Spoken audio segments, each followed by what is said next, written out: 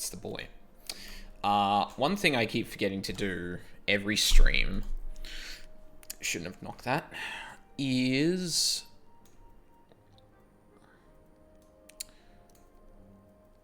actually, it's probably easy for me to just do this. New Gridania is the cheapest. I keep forgetting to look after my retainers. Because I am a dummy, and will continue to do so, or continue to be so for the foreseeable future. But while I'm just letting the stream kind of do its thing, may as well check in on them. Because I need to stay on top of them a bit more, or, like, stay on top of, sending them out on missions a bit more. Gotta get into the habit of that.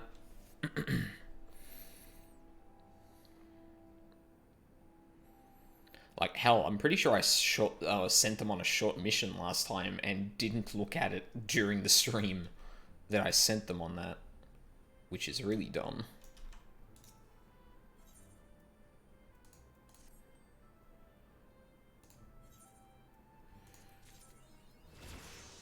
Nice. Nice. This festive confetti consists of fragment petals taken from special... Can't someone else do it?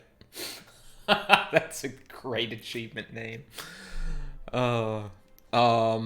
Trees which only blossom from the durations and that. Yeah, sweet. Okay. It's just something.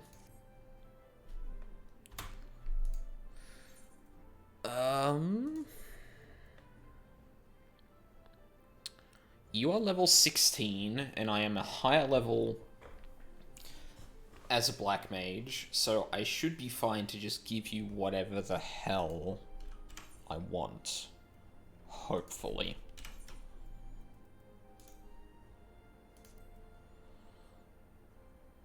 I think all the best stuff is at the top?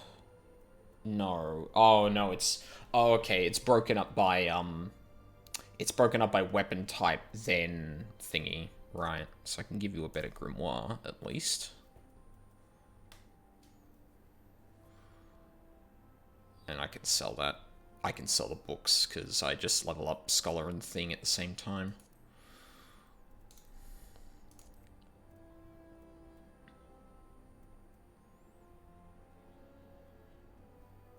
Yeah, that'll do.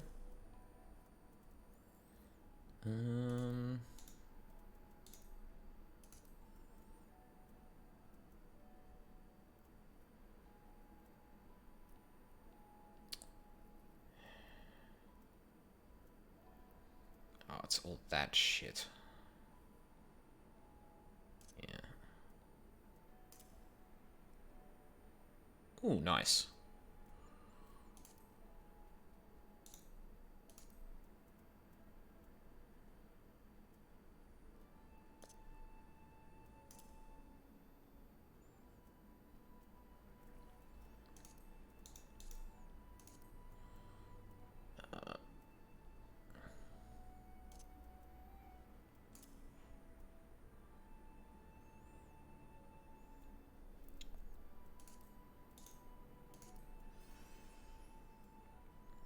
Yeah, I think everything she has was like 8 or whatever it was. Oh, maximum of 11, I guess. Ooh, no, you can have the good pants. Yep. Which are apparently nothing on you?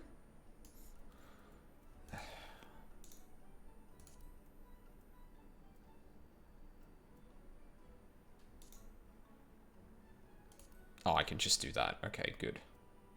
That might speed things up a bit. Sort.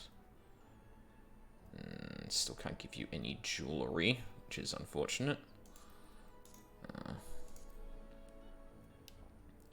That's 17 and just out of your reach. Oops. This is probably a similar thing, yeah.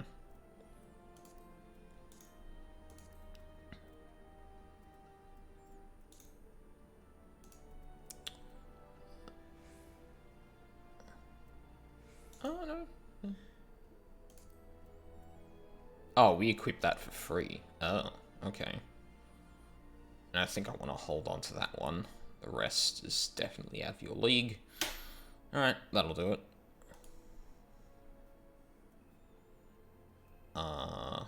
Cool.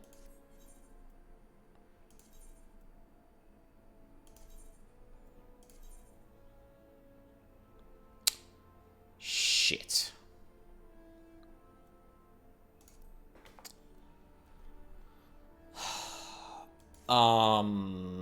I need to go to Limsa to be able to do that. Shit. Actually, that reminds me. I haven't updated the Red Mages stuff in a while.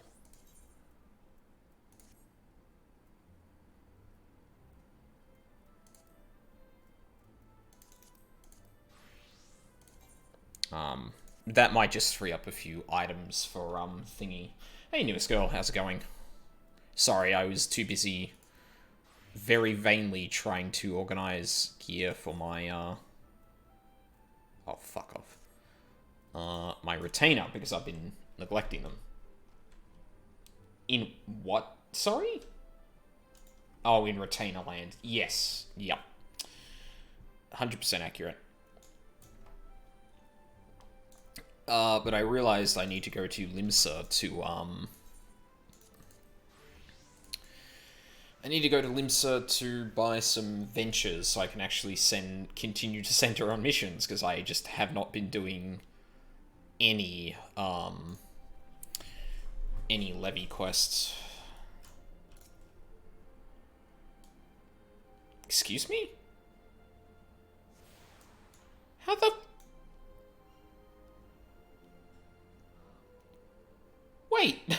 On mobile, keyboard bad. Oh, yeah, that's fair. Mobile's generally not great.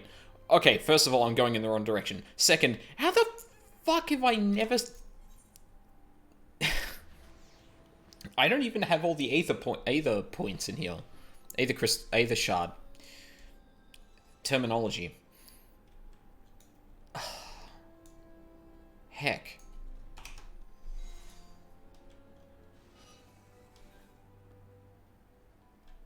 Ooh.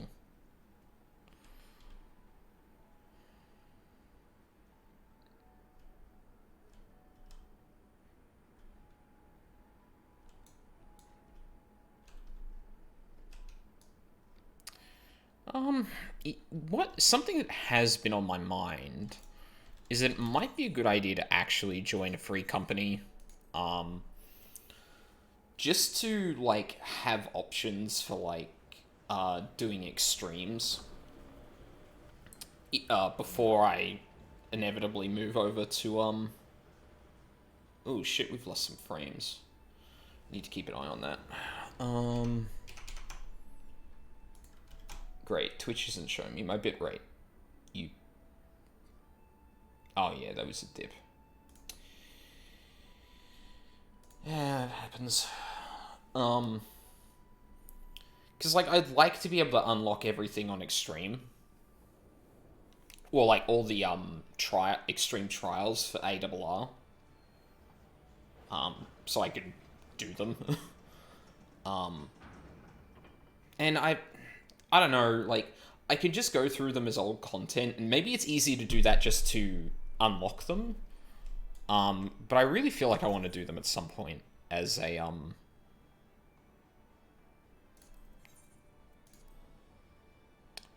as an activity. Like, I don't know how many people do that outside of, like, obviously people can queue up for it and whatnot, but if I'm going to be in a position to kind of, like, learn how those fights go, like, if using the duty finder to do those is legit, like, not an option because of people's perceptions of it, then I need to find another way to do them. And I'd prefer to not just, like, outclass it and do it.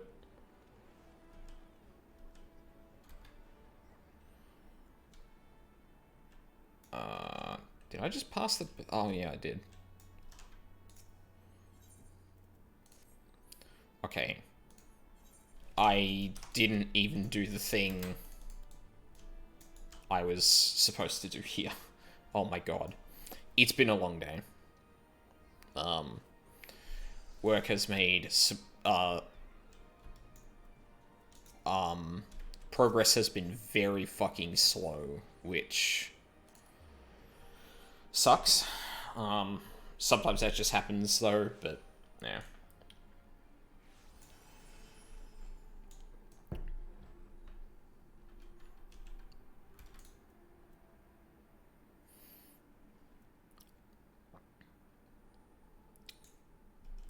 Surprised I can't actually fit my cursor between those.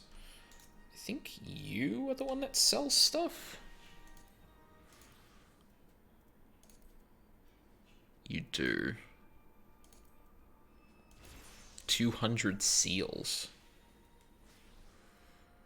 How close am I to a promotion? I feel like I need 6k. Yeah. Ugh, that sucks. I mean, I'm not going to not do venture missions, but that just means I'll have to wait a bit longer.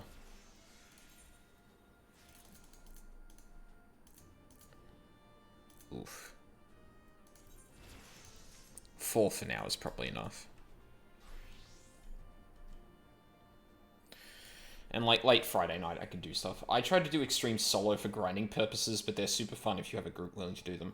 Well, yeah, that's exactly it. And like, one of the problems with old content in WoW was that you just couldn't do them. Roulettes are probably the fastest way to get seals if you finished your Grand Company hunting log. I have finished. Actually, no, hang on. I don't think I finished rank 2.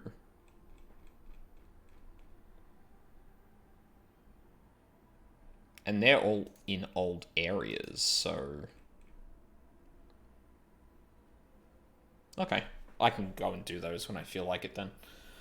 But yeah, like, the ability to level sync and actually do the content instead of being like, okay, well, I have to pick from a group of people that, like, instead of, like, because this game facilitates your ability to actually just do it at a level, or at an appropriate level, like, I'd love to actually be able to...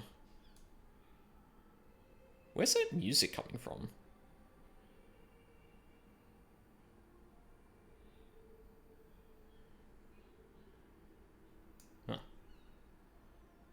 Probably a bard. Okay.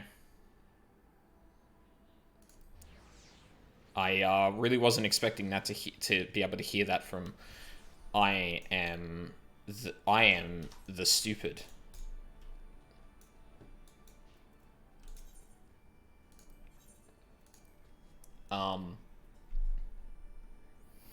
Yeah, like, I'd like to be able to do... I'd like to actually have a go and do the content as it was, so... Yeah. It seems like fun. Like, Titan Extreme, like, difficult though it was, and painful though as it was to do that stuff with that particular group, like, learning the fights is always fun, and that's something I've really enjoyed about MMOs, so... Yeah. And I adore the fact that this game lets you kind of go back and do it, because, like, one, it incentivizes people to go back and do it, which means people who are out of that level and feel like doing the quest can go and do that as well. Granted, there's the whole people expecting you to be able to do it if you're in the duty finder, which... I don't know, that... I know you and Luca explained that to me, Newest Girl, but that still seems like... Isn't that the whole point? Like, that's the reason... Like, that is one of the effects of having that stuff open to Duty Finder. Like, in the the roulette puts you into old content so that so that there's a bigger pool of people doing old content so people can progress through it. Like, I don't know, the idea that that particular subset of stuff in Duty Finder is like rude or something is like really weird to me.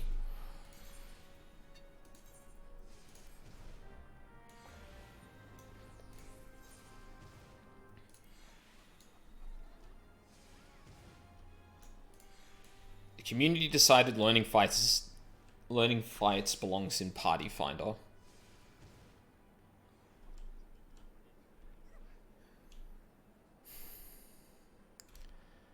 So, I don't even disagree with that as such. Yeah, and I guess if we're talking like extreme is like the hardest this content or this area of the content gets.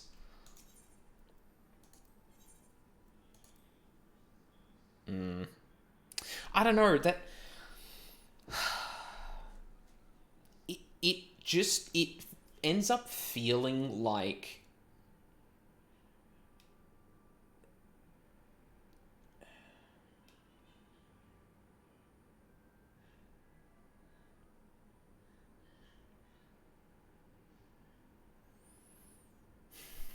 I don't know. Like,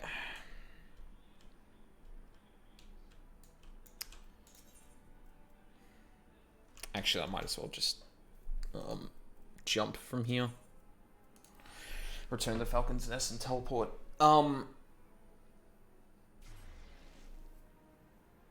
It just feels like that's a real it's a real missed opportunity to not have people who have done the fight before with new people to do the fight. And I can kind of still see an argument for, well, shit, where are we going? Oh, we're going back to, we are going back to Ishgard. I can still see an argument for, if that was the case, then... Oh, wrong person. If that was the case, then...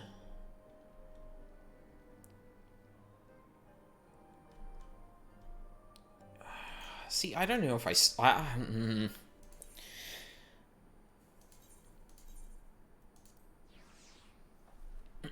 what am I trying to say?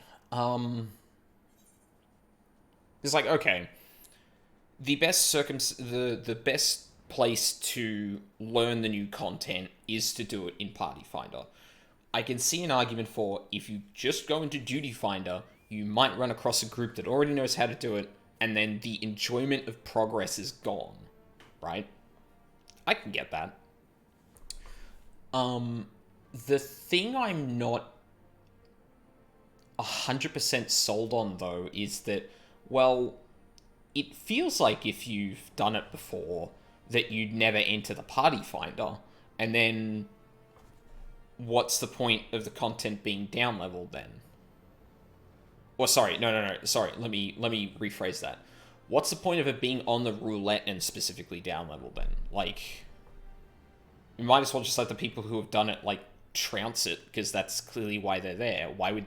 Well, okay, no, that's it. Why would they even do that then? Because you can just go in over-leveled and solo it. Like, what's... The only reason you do it in the Duty Finder is to help people out who haven't... Yeah, no, actually, no, I've gone back on that. I don't agree with that assessment at all. Timestones. What, you don't get it from if you solo it?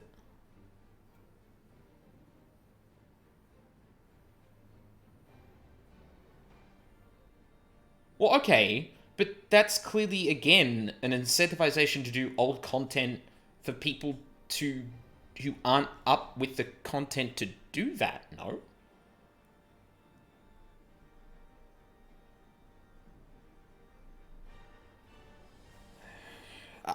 Yeah, I guess I just strongly disagree then. Like,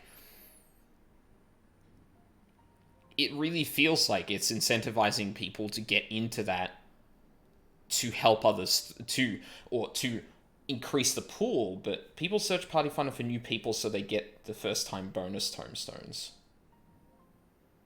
Okay, but you could get that with the Duty Finder, could you not?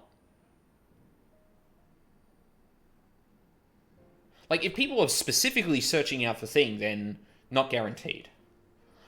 Oh, okay, right. So if you form a party with people who haven't done it before, then you're guaranteed to get it. But in Duty Finder, it's...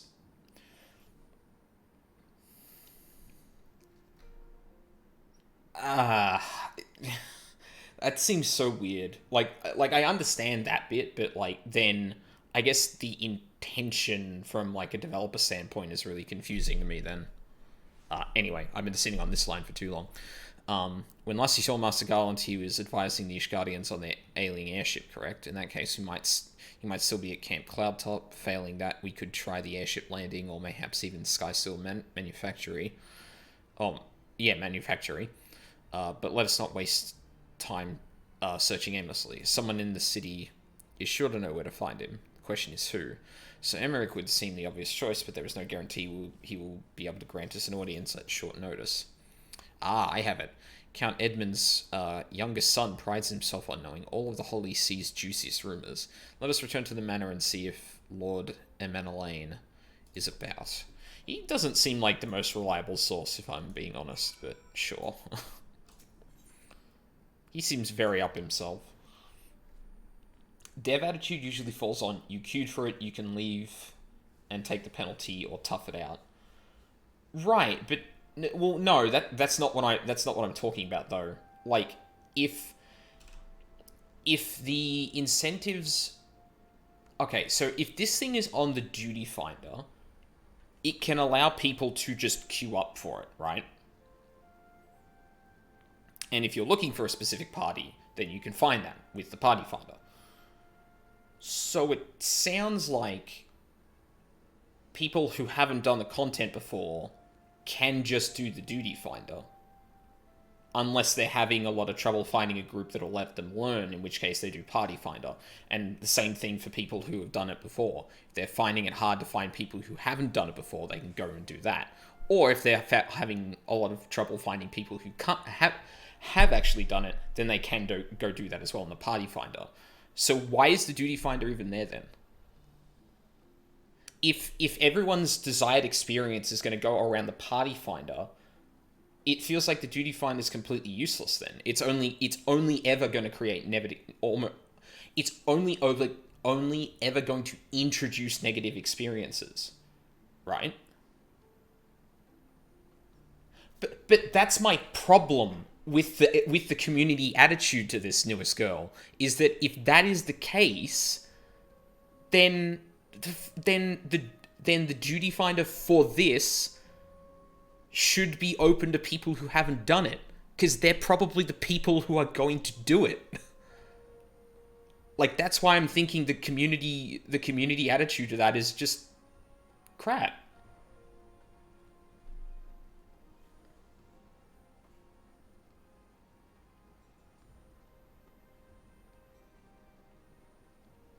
Like, if you want the story stuff to get populated, then... Yeah, I don't know if... Sorry, I should be clear. I don't know if you actually disagree with that or not, but I don't. I think that's a really dumb attitude to take to Duty Finder. Like, I think experienced players should be more than aware that that is the case, rather than staking a claim to that, because that's where they get all their goodies from, you know? Like, that's the fucking point. And I mean, the only reason, like, obviously the reason it gets complained about more is because it's actually difficult content. It's not stuff that you can just hit your head against and eventually get through. Sorry. It's something that you're less likely to just get through like that. Like, yeah, I don't know.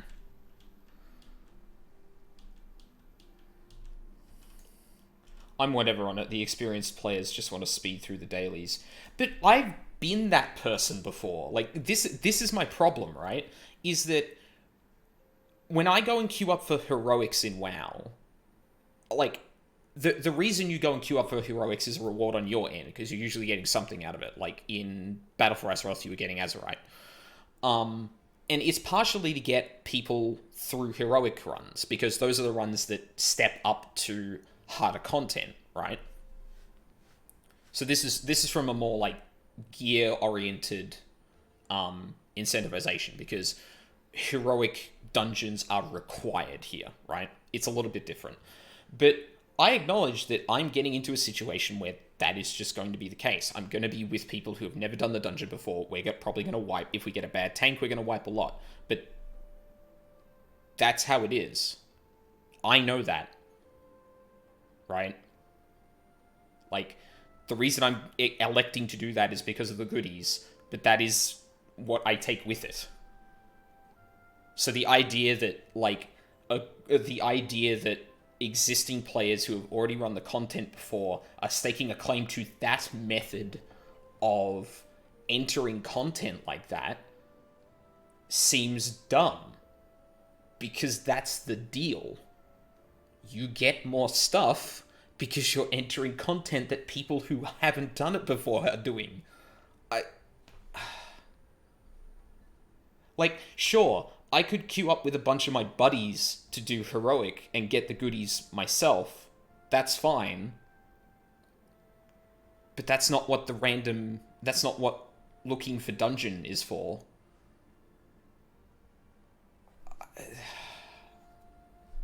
Nah, I don't know. I almost feel like doing this out of protest, because that is, in my opinion, really short-sighted. Welcome, Master Felspark. Shall I show you inside the manor? Yes, you shall.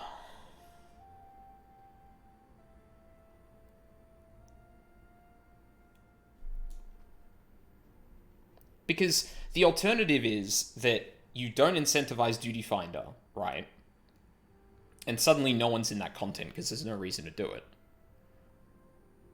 it. The only reason to do it is to, like, specifically help people out through altruism. Like, and you're just not going to get a lot of people going through it like that. Like, that's why those systems exist.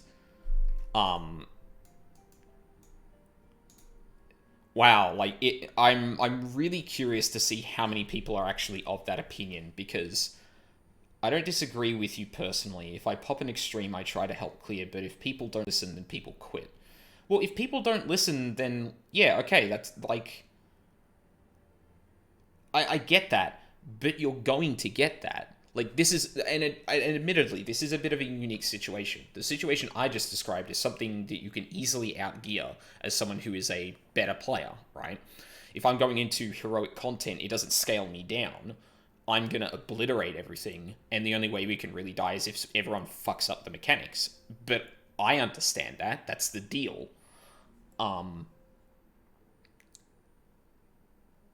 So, like, it'd be if I was able to queue for mythics specifically, right? There are some people who just auto-quit if they pop an extreme.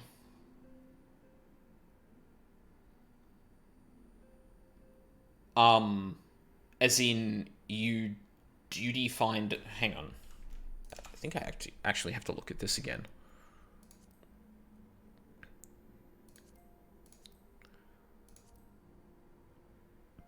So it's this, right? It's this duty roulette that we're talking about here, just to be clear.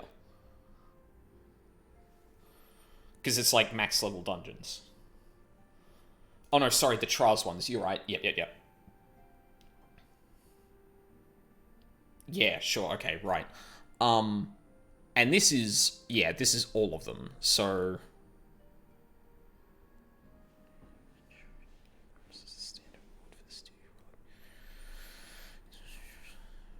Actually, I actually haven't read this before. Hang on a second. Trial will be selected at random from among those you have unlocked. Successful completion will earn you far greater rewards. Standard during joining is that as a whatever. 60 minutes trials. Awards obtainable daily. Cannot select with other duties. 1 to 8 players. Undersized parties not allowed. Any disciple of war or magic, excluding limited jobs. Level 50. Level will be synced. Average item level 90. Additional loot rules unavailable. Minimum eye level unavailable. The echo cannot be silenced in this duty. Roll and item level restrictions are lifted for parties meeting minimum size requirements. Fulfill the requirements for 2 or more duties. Okay, so... So you're telling me there are people who queue up for this, And if they hit an extreme, they'll just quit.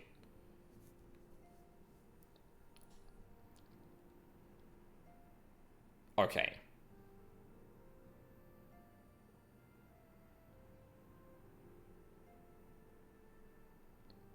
And I'm assuming these are people who... I'm assuming this group of people are people who are at, like, you know, level 80 or something and have done all the content before and are looking specifically to kind of, like, steamroll whatever they do. They'll take the however long penalty and either log off or queue again later. Yeah, level 80s. Okay.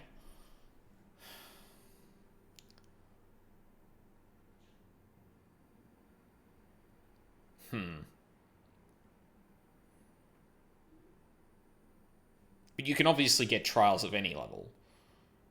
So you could get, like, Garuda Normal or Garuda Extreme, for example.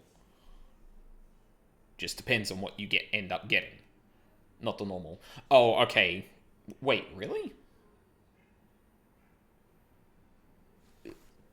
That didn't seem like it had a... It didn't seem like it had an extreme on the normal or in leveling.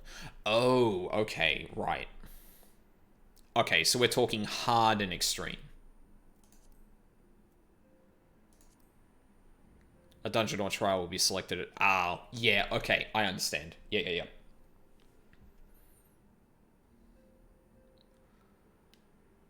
I don't know. I'm really struggling to see the argument from people who are, like, max level. Because I'm, like, trying to put myself in their shoes, but, like, the whole point of this being a thing is to help people through the older content. Like, if you want to make sure you steamroll it, then fucking queue up with a party. But I guess they don't get the incentives here, but that's the fucking point. Like, you get more rewards for helping people through it who haven't been through it before.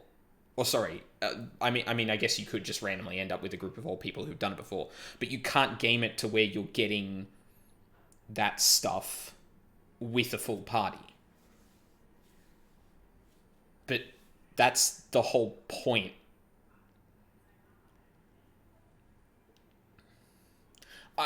I guess, like, I don't want to labor on this point too long because, yeah, I feel like we've already talked about it to death, but I would really love to see, I would really love to see a cross section of, like, who actually agrees with that assessment, because in my opinion, in my opinion, the reason that the rewards are there is for the thing that those people are explicitly trying to avoid. And I mean, maybe the argument is then that extremes shouldn't be on the roulette, but I imagine if they are, that's probably because people are, like, trying to get through the extremes early.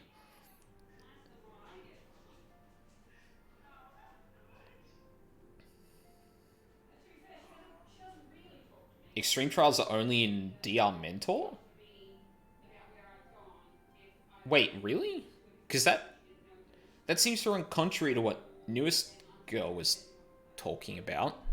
Is there a way to see what falls under this?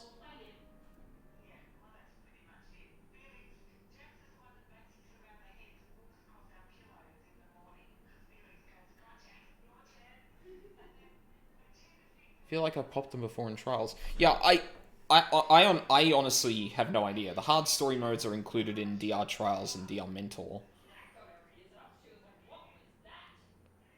But the extremes are only in Mentor?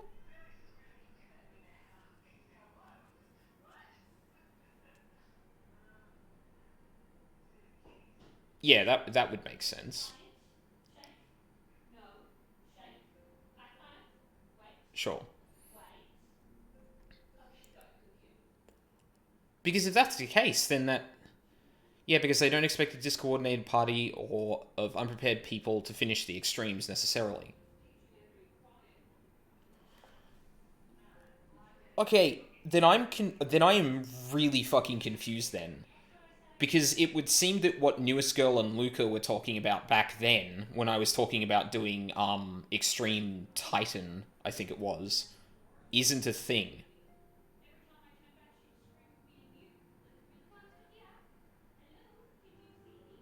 And then it's not actually rude to do that.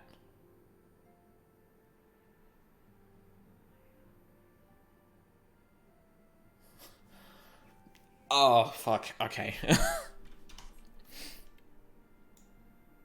Sorry, I came in the middle and might have missed earlier context. I mean, so when I was talking about Titan Extreme, like a couple of streams, or like actually no, it was probably last week. Actually no, it was the first stream I did of this.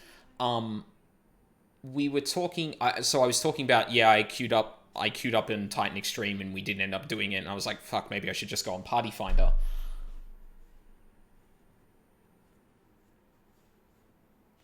Oh, mentors in this game usually are trash. They absolutely would bitch about it. Okay, then this is even more stupid. Oh man, this just got even dumber. Excuse me. Um, so yeah, I guess to set the scene, I had originally used. Well, it's worth mentioning that you're on JP Data Center, so certain expectations are different between there and NA servers. Okay, yeah. Um, yeah, I have heard from my old rating buddies that the atmosphere on EU and NA is very different from on JP, so maybe I'm lucky there. They are much more welcoming of new people and hard content. Well, that would be good, because the idea that a bunch of people went into specifically a mentor duty finder, and then were upset that they actually had to be a mentor to people who didn't know how to do the content is rock bottom stupid. Like, how dumb can you fucking be to accept to think that let me get the mentor rewards for it. Okay, so you're going to be a mentor. No. I just want the rewards. Man, fuck off with that shit. Yeah, I imagine that insta-quit mentoring isn't as big a thing over there. I would really hope so. That is a disgusting attitude towards new players. Holy fuck. I... that is... Oh, okay. I'm done talking about this. That is just beyond... Ugh. Ugh. Ah, the hero returns. How goes the fight, old boy? Well, I trust. Such a Sid Garland, do you say? Then say no more. The taverns are full of talk, and the name of said silver-haired genius has cropped up more often than most. I hear he has been tasked with getting that monstrous airship the Holy See commissioned to actually fly. It would seem the project has been plagued with mishaps from the first. In any case, Garland Ironworks employees are known to frequent the airship landing, and I'll wager their master does too. The airship landing? Yes, I thought as much. Come, Maldine, we must find Sid and trouble him for his expert opinion. Wasn't I just there?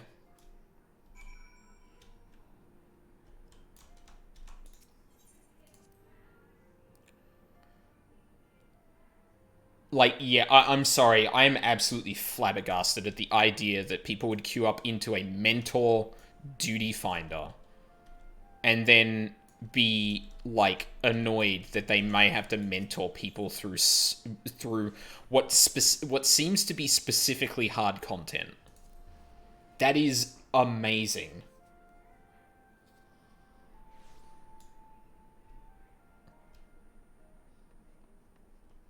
Fuck.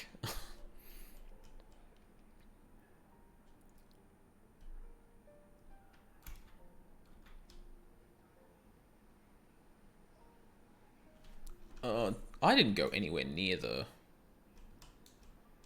Oh no, the airship landing is a different thing. I was going to say, didn't I just come from there?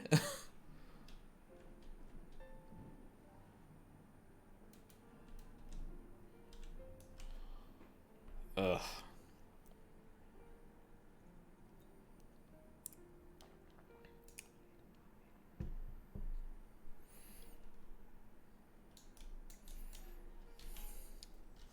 How much, shit, wrong button.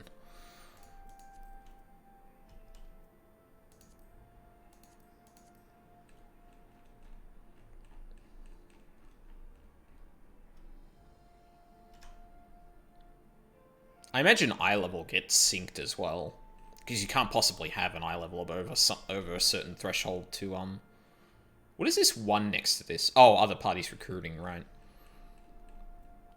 Huh, interesting. Yeah, I might actually do that when I'm during my little nighttime forays into FF14. Although no, because I can't queue as a black mage and a summoner at the same time. Damn it. I guess it doesn't really matter, because if I'm going to be item level sync to it, then it's fucking whatever. If I remember correctly, level 50 content is maxed at eye level 130 or 35. Yeah, that would make sense, because that's the eye level you get from the poetics... Oh, sorry, the tomestones. That's the eye level you get from the tomestones in... where we were kicked out from as the Scions. The name escapes me right now for some. Mordona. That's it. And the Bahamut raid gear. Yeah, that's it. That's the one.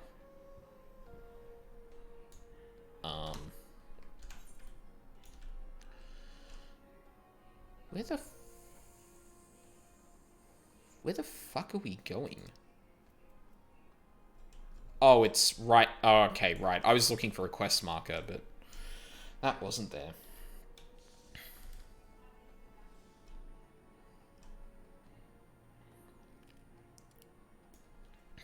Okay, yeah. Okay, I feel a lot more comfortable going into that as a new player then, because A, that is more monumentally stupid than I could have imagined, and B, like, if people have a problem with that, then they can go fuck themselves.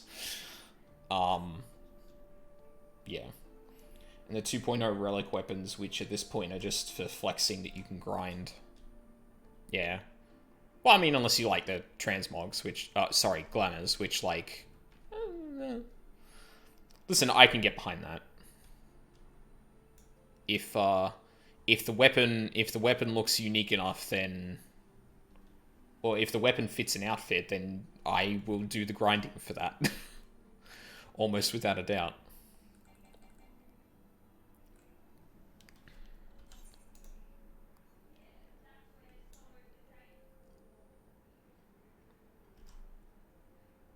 Do you have to, what are the requirements to be a mentor, then? Like, because I know that must have, I'm pretty sure I've seen them around, like, the people with the crown where my sprout would be. I'm assuming that's that. I'm just not much of a glamour slut. Grammar slut. Easiest way is to be a crafter gatherer. Oh, okay, I see. But I mean, being like, okay, sorry, maybe I should rephrase that. When it comes to duty finder mentor, but those mentors only get access to the novice chat, right? So like, they don't get DR mentor. So what do you have to do to get DR mentor then? Because like, if I play this game long enough, I'll probably end up doing something like that, maybe. That definitely seems like a thing I would enjoy, because I get to vicariously live through other people, like, learning the content and shit, and I always enjoy that. How fare you both? Not terribly well. It's like 1,000 player commendations and a level 80 of each role. Okay.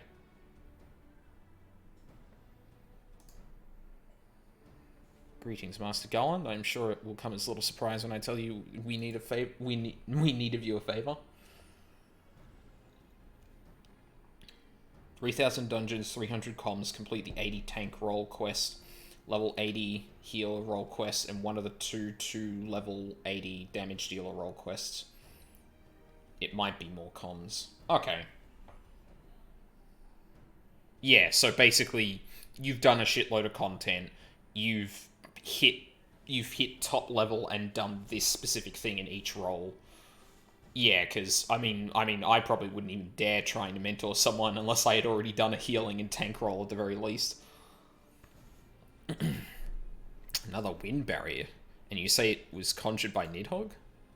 The Enterprise could certainly take you where you need to go, but she would not fare well against dragons. She's agile for her ship size, but not that agile. The Dravanians would fly rings around her. And if they took it into their hands to incinerate the rigging, there would be precious little we could do to avoid them. But there must be something we could do, some manner of weapon we could employ. Estinian stands vigil at the edge of the churning mists, but we do not know how much longer... Alright. I didn't say it was impossible. I said it was impossible for the Enterprise. We need a smaller boat. Biggs, Wedge. It's time we gave that new toy of yours a proper field test.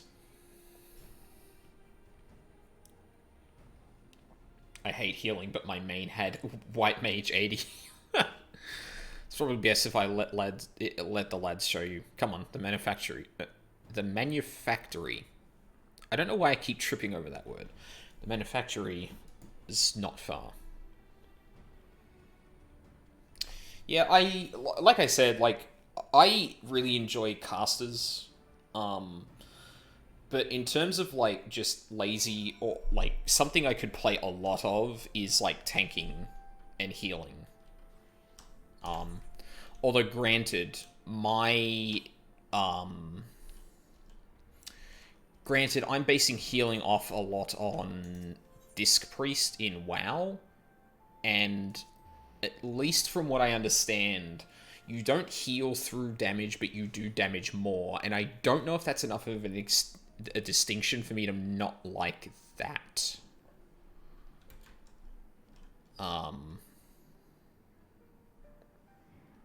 Yeah, I don't know. It'll be interesting to see, and I'm definitely willing to try it out. A little project's just inside. Oh, you're going to like this one. Alright, Biggs, what do you got for us?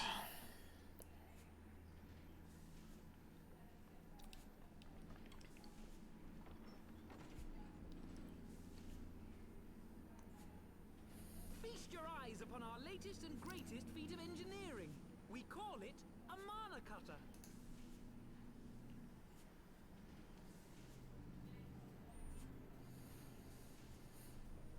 After you put down Gaius, Wedge and me struck out on our own for a bit, and started work on the successor to the tiny Bronco. Impressive little thing, isn't she? My talent for ship design has plainly rubbed off on them.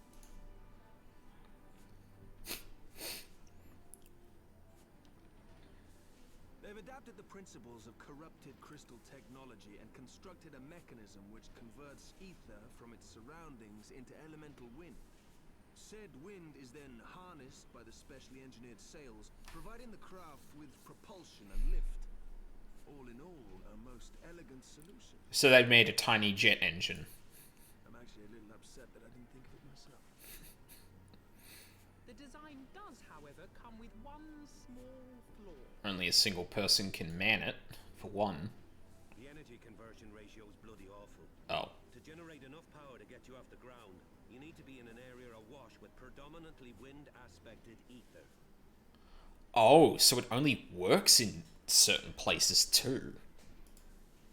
In other words, there are a few places you can fly, and lots of places you can't. Ugh. The new Ishgardian airship hasn't left the boys much time for tinkering, meaning it may be a while before this particular project takes off, if you'll forgive the pun. You know what, Sid? Just because it's you, I'll forgive that pun. Who just entered? Oh. Hi, Tataru. Tataru, what's happened? I've been looking all over for you. There's been word from Aldar. It's about Her Grace the Sultana.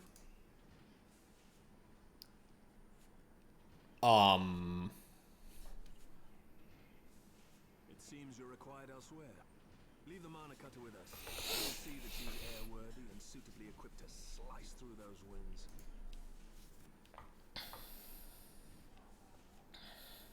You, meanwhile, else should concentrate on providing Raoban and the Sultana whatever help they need.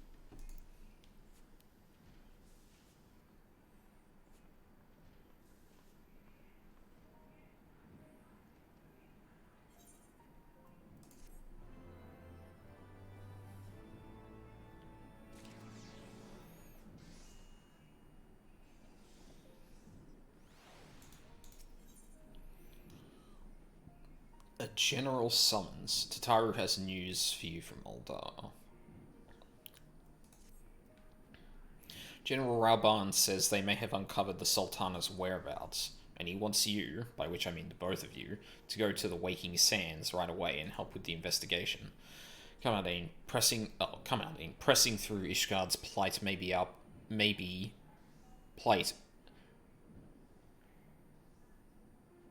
pressing though, not through. Pressing though Ishgard's plight may be, our presence here will not serve to hasten the Manacutter's completion. Let us return to the troubled lands of Thanalan and lend what aid we may. Tataru, have our friends at the congregation send a message to Estinian. Tell him we have identified a solution to our problem, but that it will take some time to repair. As you wish, Master Alfino. To the Waking Sands, Warrior of Light. This time Uldar was delivered from this darkness. As like a really final thought on that whole mentor thing, I don't want to like downplay the Waking Sands, it's right there. I don't want to downplay the fact that it can be frustrating, obviously, teaching people new at the game to be able to do that stuff. And obviously it can get frustrating. Sometimes you're going to waste your time. That I can completely acknowledge that. But that's what you sign up for when you kind of go into Mentor Duty Finder. That's what you're going to get. You're going to get into groups that sometimes it's not going to fly because some people are either obstinate, don't know how to play the game well enough, or a bit of both. Or they won't listen. Like, yeah. Like, obviously, I don't want to paint it like, you get rewards from that, so you should just deal with anything. But, like, no, like, obviously, I'm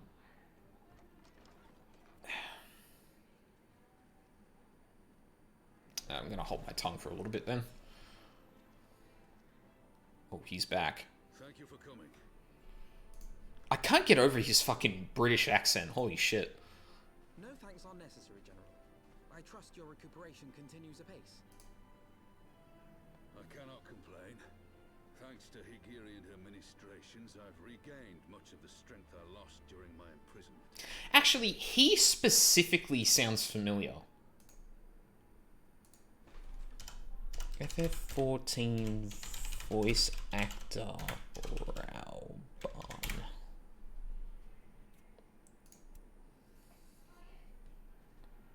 No, I want his fucking page. Where is it? Oh no, that's... Yep. Oh, sorry, no. Nicholas Bolton. What have I heard you in? Andromeda, Neo, Steep, Killzone Mercenary, Zombie U, The Last Story, Little Big Planet, Xenoblade Chronicles, Killzone 3, Dragon Age 2. Oh, he's been an additional voice in a bunch of the old Bond games. That'd be it. Oh, actually, no. That doesn't go back as far as I would have thought. Huh. Oh.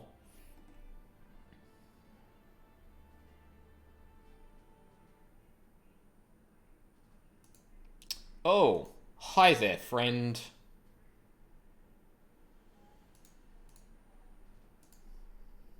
Yeah, let's,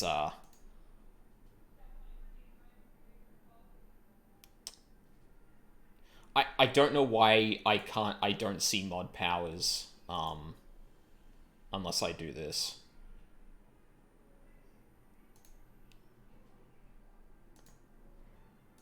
Oh, stop. And it doesn't let me... Fuck.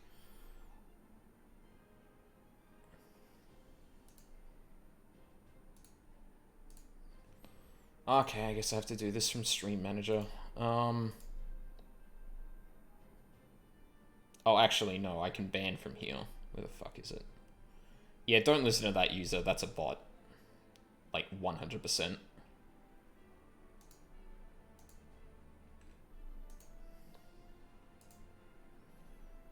Fuck, where is the goddamn... Oh, there you are.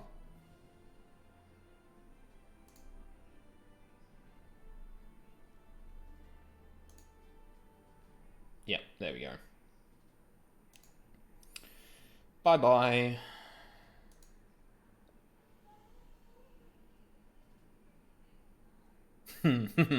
Be gone, bot. Yeah, I guess I'll have the mod view up just so I can do that in the future. That's really dumb. I don't know why it won't let me just use the same tools that I can from Stream Manager.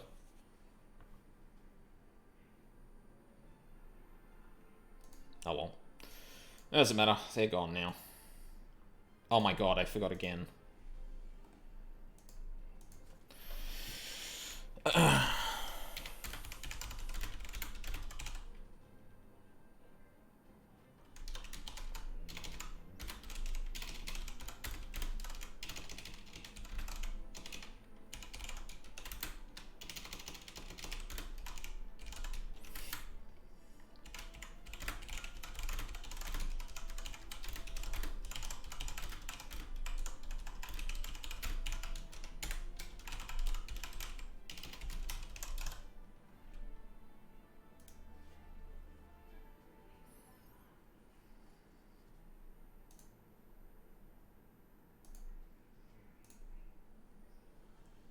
No, Streamlabs. Thank you.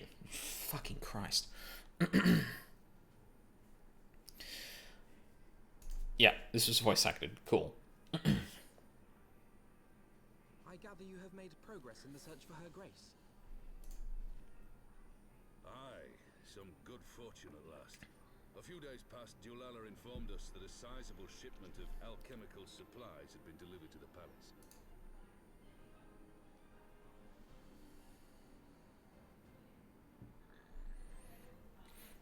With Papa Shan's assistance, I set out to ascertain the source and nature of the shipment.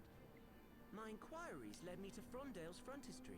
There, I learned that an order had been placed for a curious substance designed to sustain patients trapped in death-like slumber. An invention of the former head alchemist, apparently. A death-like slumber? This cannot be a coincidence.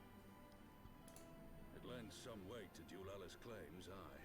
Her Grace is likely somewhere within the palace, abed but alive. Before making any attempt to extricate the Sultana, however, it seemed prudent to learn what manner of substance was used to induce her torpor. To that end, I made inquiries as to the whereabouts of the one most like to have administered it. The lady-in-waiting, Meriel. We sent for you as soon as we learned of her location. All that remains is to apprehend the woman. Wait, you mean her, We shall find our cat's paw in the Silver Bazaar. You mean her handmaiden? Is that who they're talking about? But we must tread carefully. The market is not the bustling place it once was, and someone is sure to mark our coming. Should they inform the monetarists, we'll have a fight on our hands. We must be prepared for the worst, and being short an arm, I thought it wise to take another in its stead. What say you, warrior of light? Will you lend me yours?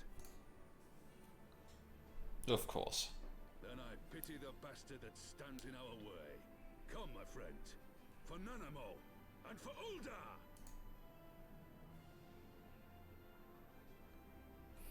Actually, hold on. I forgot to do a thing when I banned that bot. I should really report it.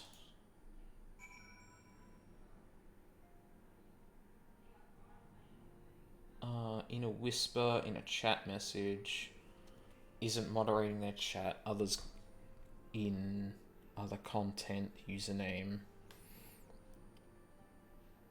in a live stream.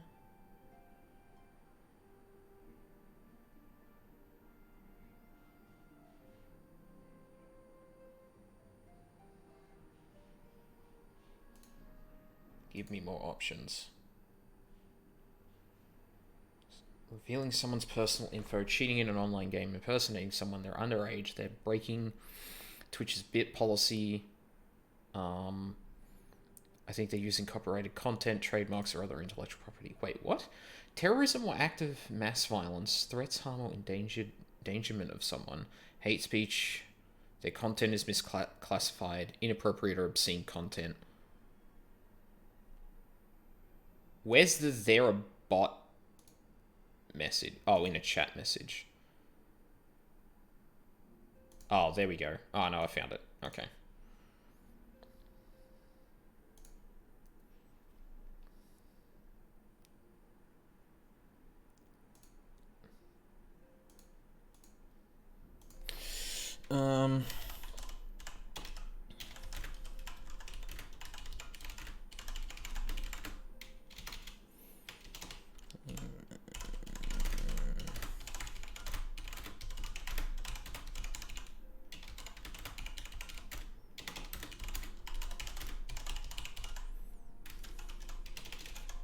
What was it?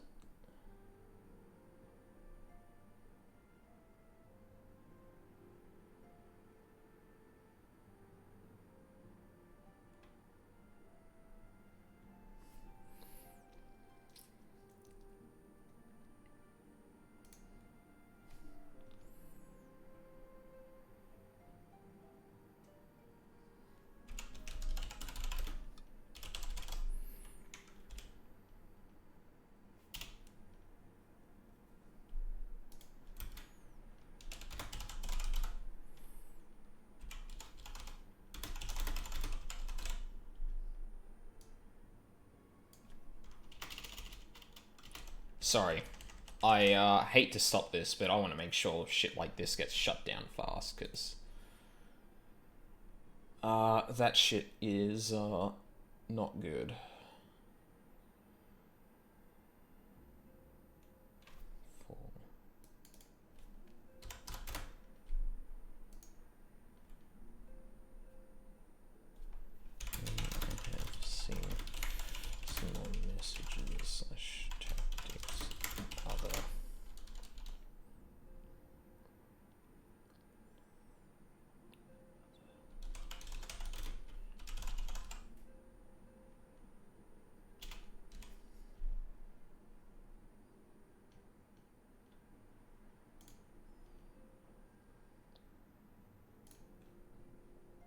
Alright.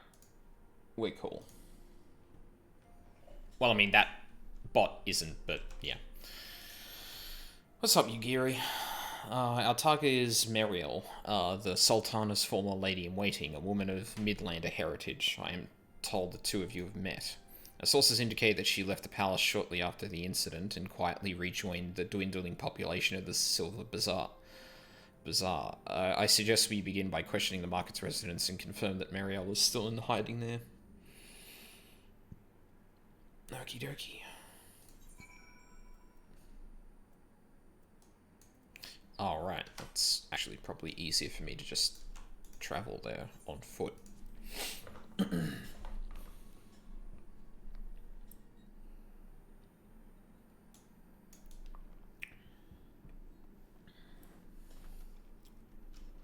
You know what this game also, a thing this game does that gives, the game a sense of that more is happening narratively is that there's clearly a lot of stuff going on in parallel, right? So we just left a quest line where we were getting this ship ready, and that's going to take some time, so we're going to go and do something else. Meanwhile, the thing that interrupted us was something that people were doing in the background from many, many quests ago, regarding something really important. And the game likes to do this a lot, where it sets up some, like, I've said it before, it sets up some things that it brings up later. Like, not only is that obviously good storytelling in the ways that it sets up a lot of the stuff before they come and actually be a big deal, but it also gives the sense that a lot of this stuff is very grand. A lot of these plans are very complicated and take time to actually execute. But also that the world is very lively, that there is a lot going on, and that when a character isn't on screen, they're probably doing something. Whether it's been related to something you specifically said or not. Yeah, that just hit me then, is like, oh no, that's one of the reasons that the storytelling in this feels a lot more present, because it also gives the feeling that there is a lot going on whenever you're not there. If you like, I can take you to the Silver Bazaar for 40 gil paid up front. I thank you, sir. I think I'll take that offer.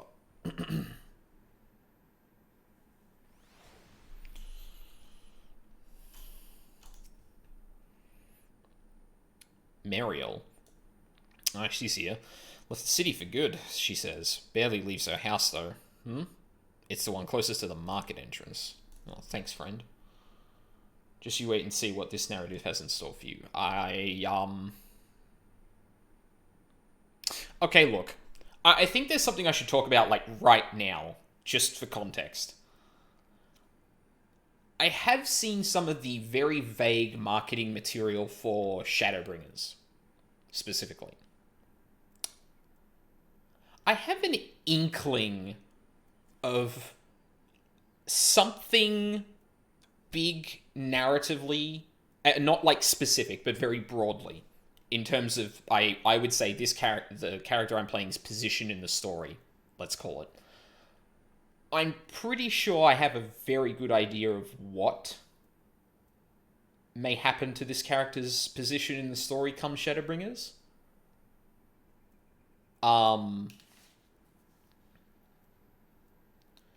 And I'm sure if I also before I was really paying attention to FF14 a lot, I watched some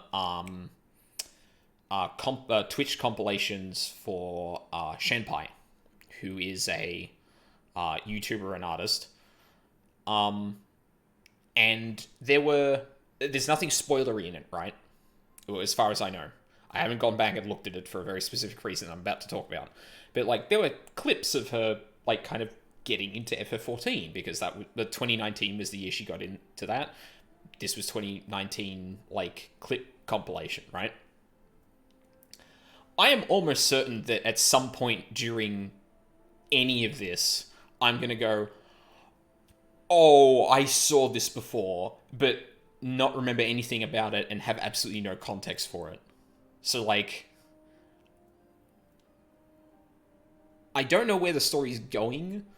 I have, like, these incredibly small but broad ideas of what happens later on at some indeterminate time. And I thought I'd put that up front, obviously, because it may or may not affect how I actually react to some things that happen in this story. Especially when I'm constantly analyzing the storytelling in this game and looking at some of the things it brings up but doesn't, like, bring to the forefront or directly answer yet. Maybe. Like, I like to talk about a lot of the stuff it establishes. And unfortunately that means that now that I know this game is actually very good at establishing things, I might actually pick out some things that happen later on. Yeah, but I'm aware that around the time that Shadowbringers happens, there's a turn. Well, not a turn, but, like, there's a major shift in things.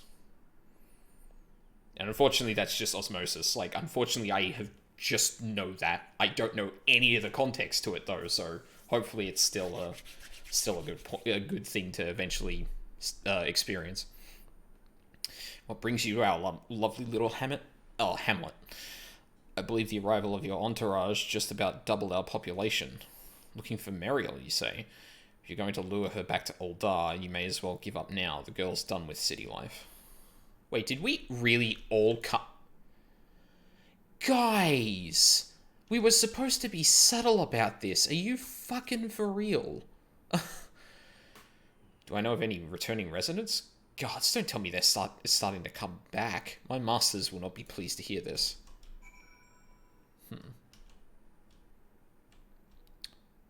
In the house near them at the entrance to the market. So here? Aha. And you also look familiar.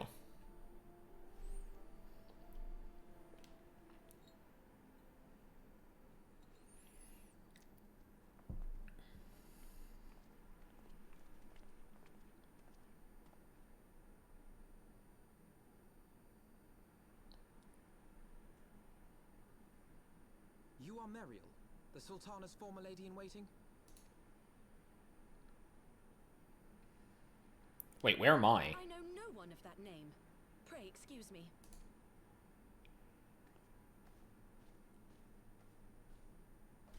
I was right in front of her. What are you all doing? Okay, thank you. General Alden.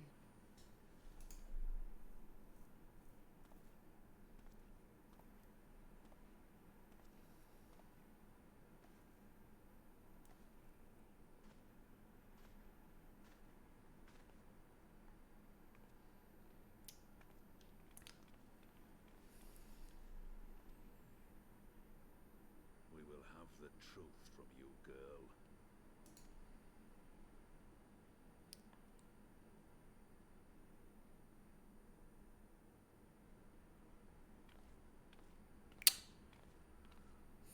Mayhap it would be better coming from me. Whoa, wait. Oh, this was a fucking trap. They were trying to get us out of... Okay. Well, okay, hang on. Lolorito isn't as bad as Teleji. I should at least hear this out.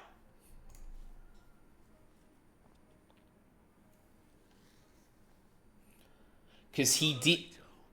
You best talk fast. Because he did save the Sultana, but he still used the situation for his own fucking gain. At least, so far. As you know, Teleji Adeleji's Cartano reclamation bill was no more than a facade. A means to get his grubby little hands on that Allagan monstrosity Omega. Oh my god. That is such a coincidence. I was listening to a D&D podcast today that specifically had a... I think I just pulled my headphone out of the fucking jack. That was specifically dealing with a situation where a city-state was under threat of being reclaimed by another country. I didn't think I was going to see this. I didn't think I would see the term reclamation bill so soon after seeing that. Oh, fucking coincidences. When he learned of Nanamo's intention to abdicate, however, he was forced to amend his plans. Suddenly, assassination seemed the most promising way to further his ambitions. I am told Teleji had discovered a maid in whose veins ran the blood of House Thorn, a new, more pliable puppet to sit the throne. 'Twould have caused an uproar, of course, but few could have contested her claim. No. 'Twas plain that Teleji's wild machinations had outgrown our ability to control them. So I decided to usurp his scheme and left the fool to seal his own demise. And what of Nanamo? Oh, I have no desire to harm her grace. 'Twould profit me little to destabilize our government. Thus did I employ young Meriel here to administer a potent sleeping potion in place of a poison.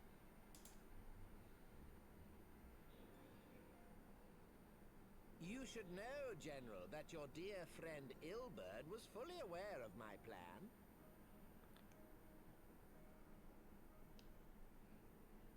Wait, what? Hey Pancakes, how's it going? Wait, hold on. So...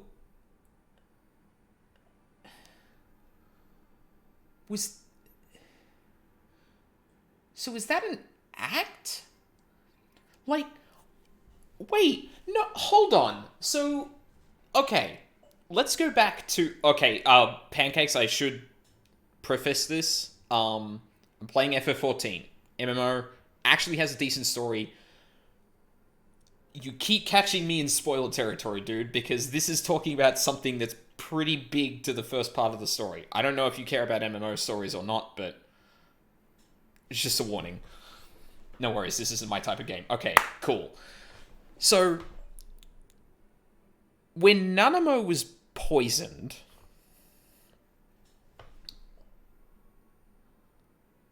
Teleji comes out, accuses all the Scions.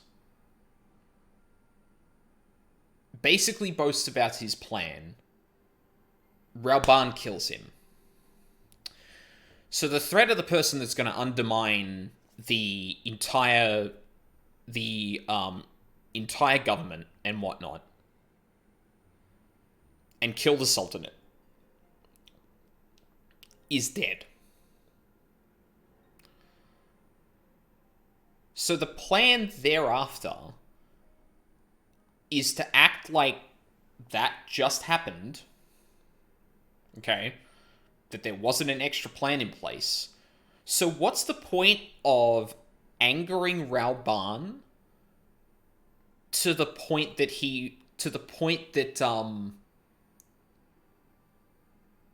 Ilberd... Like, what's the point of literally disarming Rauban as Ilberd and then, like, in his face, antagonizing him by taunting that he killed her?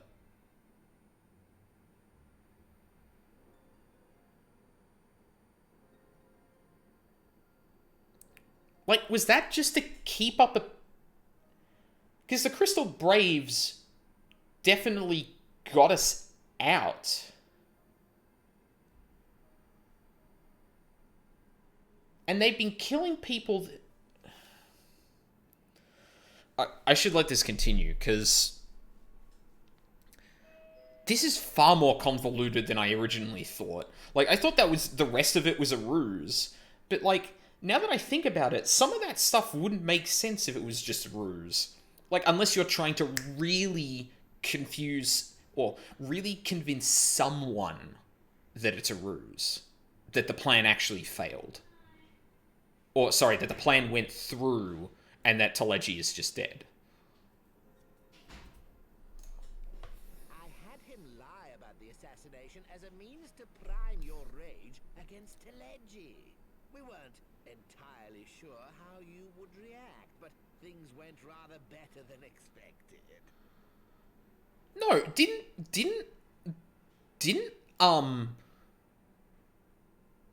Ilberd taunt him after that?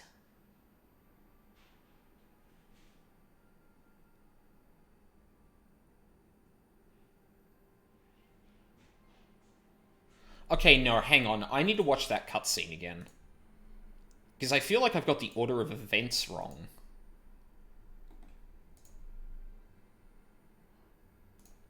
Like, I'm sorry. I really want to make sure I didn't fuck this up.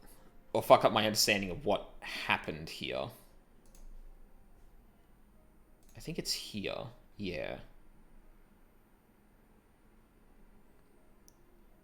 Yeah, so that's Nanamo about to drink the thing.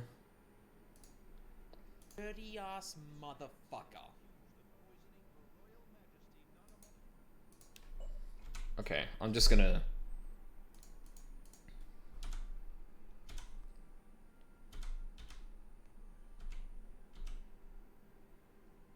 Yep, we found the vial on him.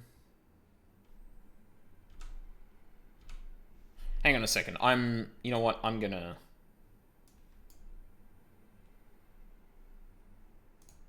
put a window on this so we can all watch this together. A lot of things happen really fast. Yeah, that's why I want to make sure I've got the order of events right. Sure wonder what his motives were. Well, I mean, I'm sure we'll probably discover that soon, but, hang on, I'm just gonna put another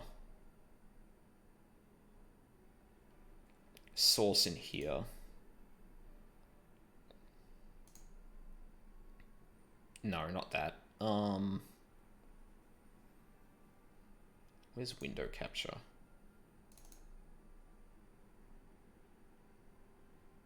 That's the one.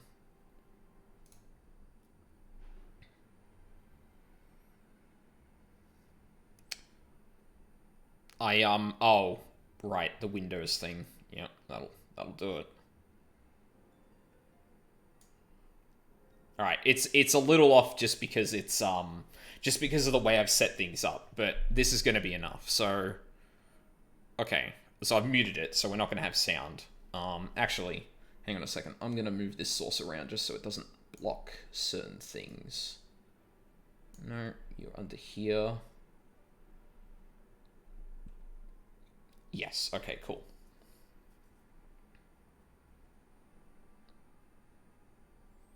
So...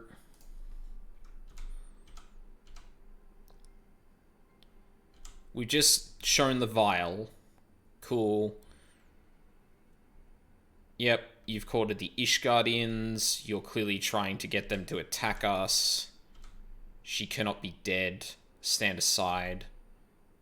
For mercy, the poison took her swiftly. Her handmaiden can attest to that. Yep. Oh, he lied about the poisoning. Okay, sorry. No, that's correct then.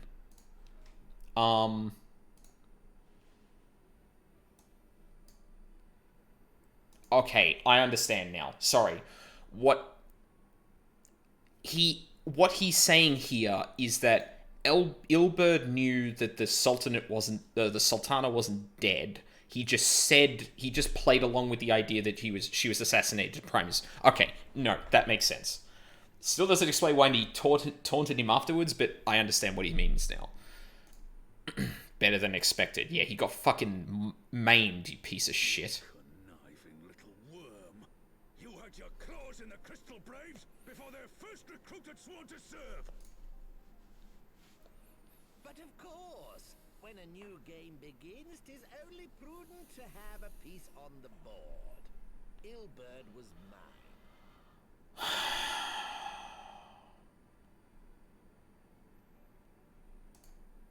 Truth be told, a significant proportion of the Braves' initial endowment was also mine. With such large sums moving about, 'twas a rather trifling matter to disguise my own contribution. So you started killing people that found out? Ah, Ilberd. I secured his services with a promise to support his cause once my authority had been solidified. I swear, the man thinks of naught but prizing Alamigo from the grasp of the Empire. We have done literally nothing in this game without the support of someone really fucking powerful. Not even put together the Crystal Braves.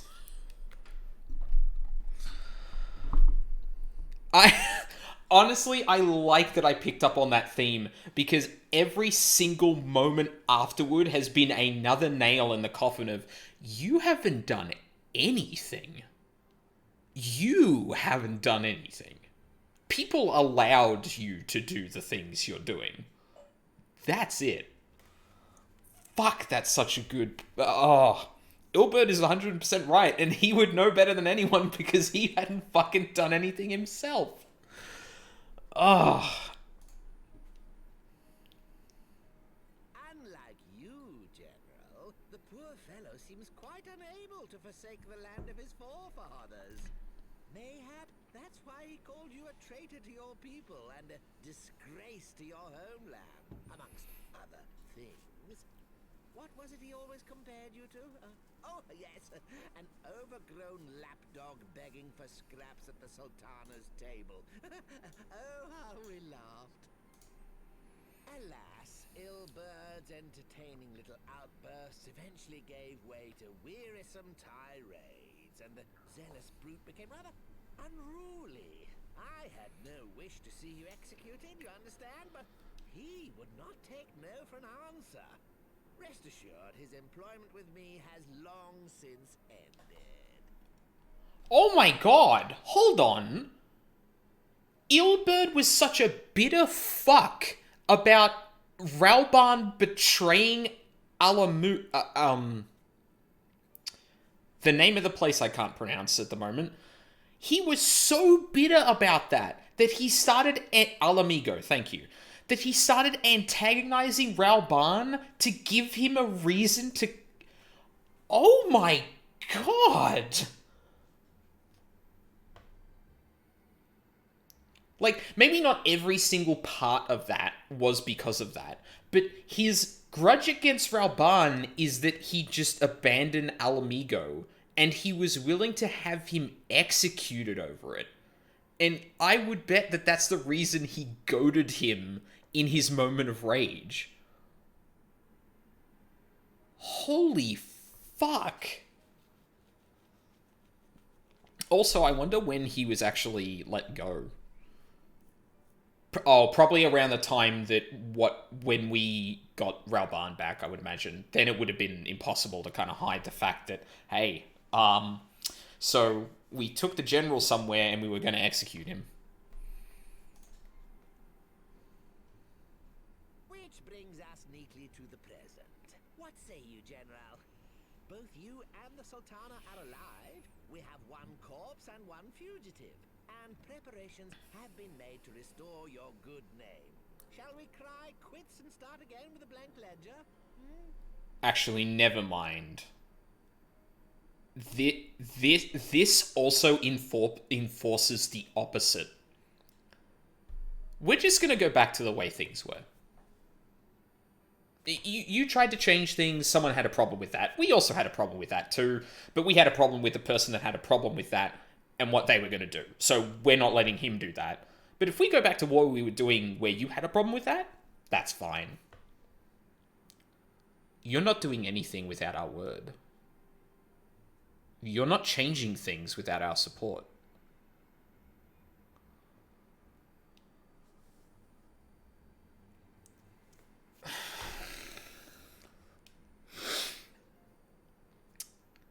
Big, gigantic fucking oof.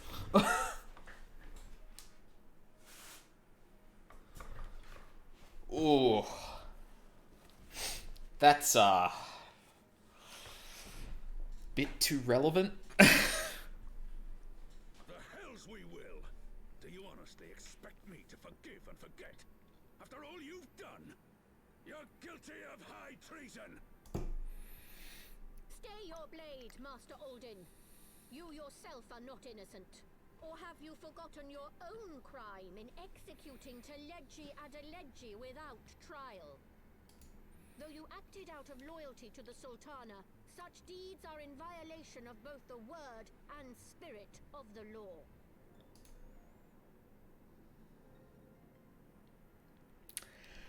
Nothing without our support. If you would, Nothing. Lord Lolorito? Oh my god, this is the worst.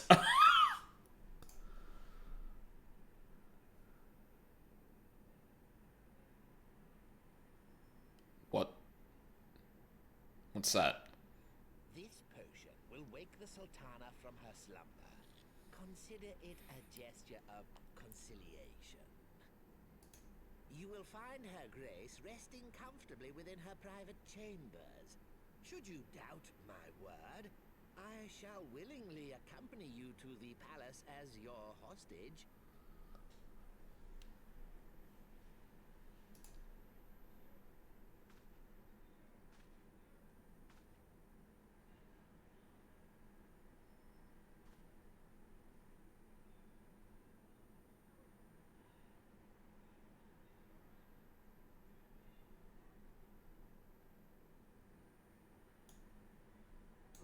Not your motives, Lolorito.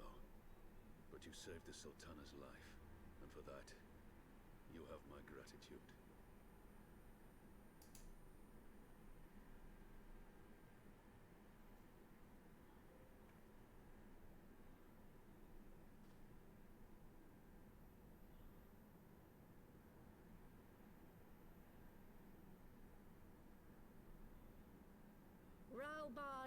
Aldin, you are hereby reinstated as General of the Immortal Flames. The citizens of Uldar shall once more be united under Nanamo Ulnamo, and together we shall usher in a new age of prosperity. Definitely no politics here, guys. Absolutely zero politics here. Oh my fucking god. That is the most...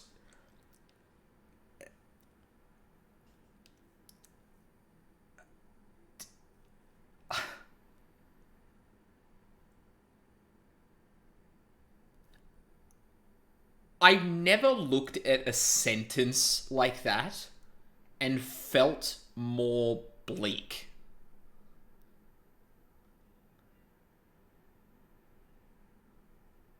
Everything is just going back to the way it was. Every single problem that Uldar had.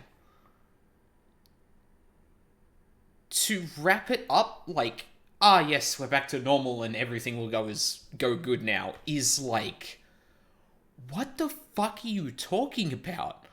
We just proved that the only people who have the power to do anything in that fucking city is these two. The rich fuckers on the Syndicate. That's it.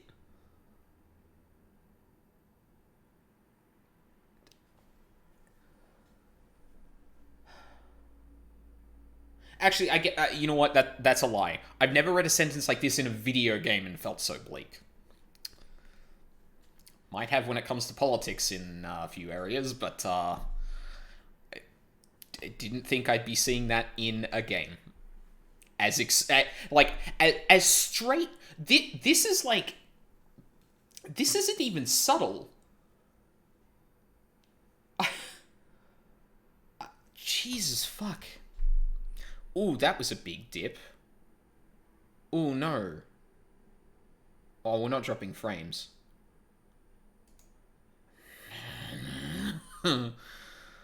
Yeah.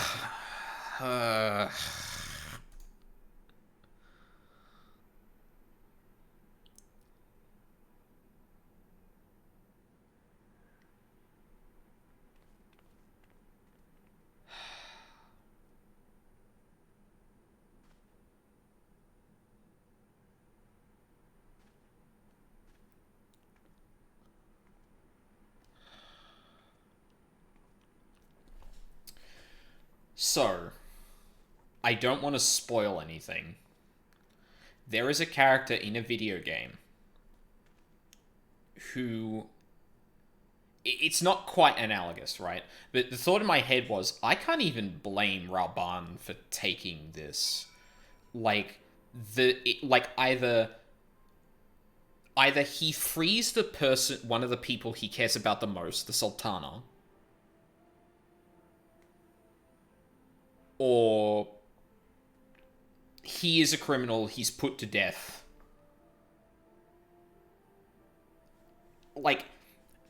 It's easy for me to say, like, yeah, this is bleak, nothing's gonna change, it's all gonna be shit. But at the same time, like, I can't blame Rauban for making that choice. Because he could have just thrown the fucking potion in that guy's face, but... It would just move on without him, and he'd have no ability to change anything, you know? And like, not to say what he's done is right or wrong, but just like, fuck, like, I don't even know what I'd do in that situation. There is a character in a video game I recently played who was faced with a similar situation. He could either accept this person's terms for how they want to rule how they want the world to be, how everyone will act, etc., or die. And you know what? That character chose death, because that was the only way that things might not head in that direction. And as much as I do not like that character for a lot of reasons, at that point I was like, you know what? that character has conviction that cannot be questioned. I'm not going to say anything else because I might veer into spoiler territory. Anyway, I'm playing an MMO that has a story that has me talking about this much shit at the moment, so I am very happy. By the 12, I feared Lord Lolorito's arrival would herald another bloodbath. Little did I suspect that he of all people would give us the means to rouse the Sultana. It's in his best interest for things to go on as they were. That's literally it. That's the whole point. Alphino would see this dark chapter in Uldar's history brought to a close. Oh, we get a thing. Yay.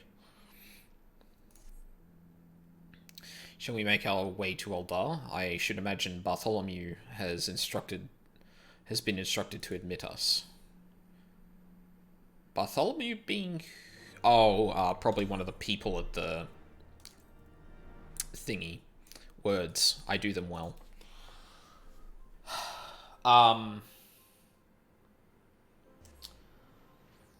Damn.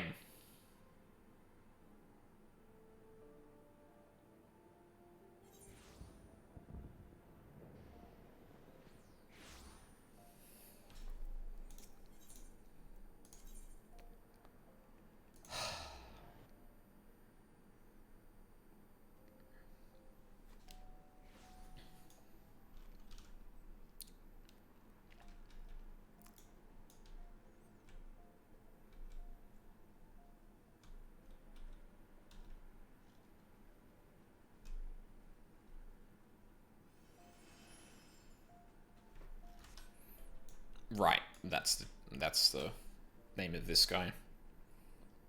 Does he have a name? Does he really not have a name? Wow, rip. Poor nameless NPC. Flame General Raban mentioned you might be coming. Please, this way if you will. Who the fuck is gaining buffs? I'm confused.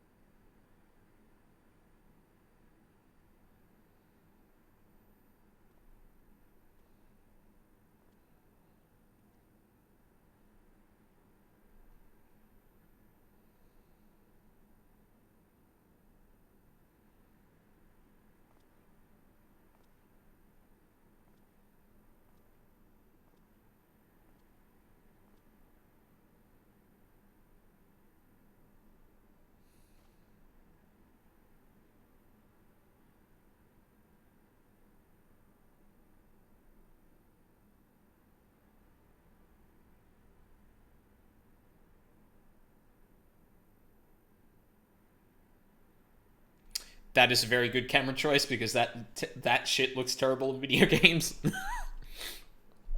Very good camera direction.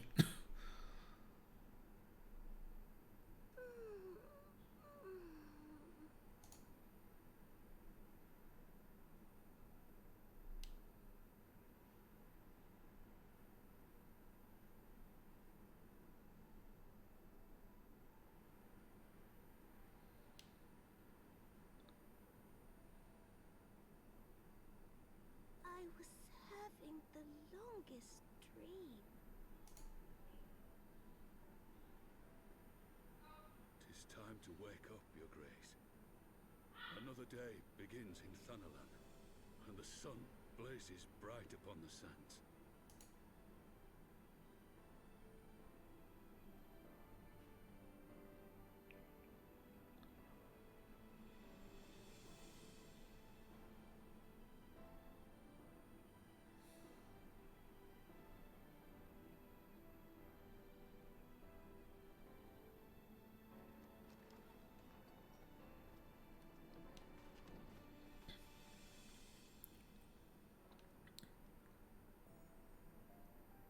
Her Grace is awoken. The palace physician assures me she is none the worse for her slumber.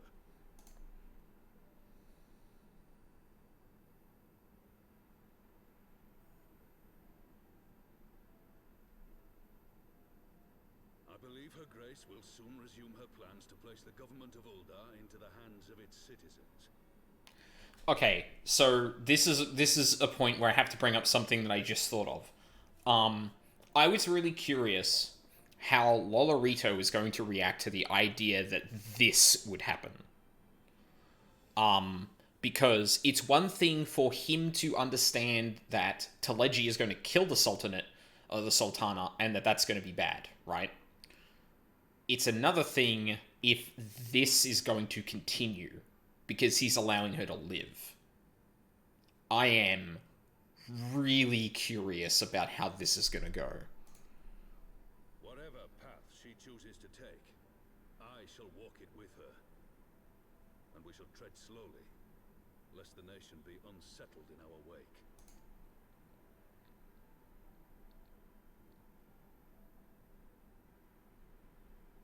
Her Grace's compassion is a shining beacon to us all.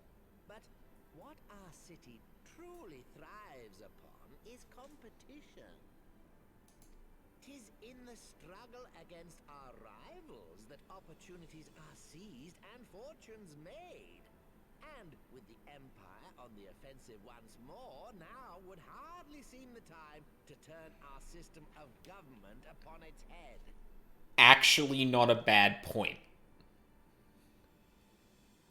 Like, I'm not convinced this is not a stalling tactic. However, that is a decent point. Like, we can change the government if we want, but, like, gestures at the state of the world. Or, sorry, gestures at the rest of the state of the world. Like, maybe now's not the exact time to try and grapple with this at the same time.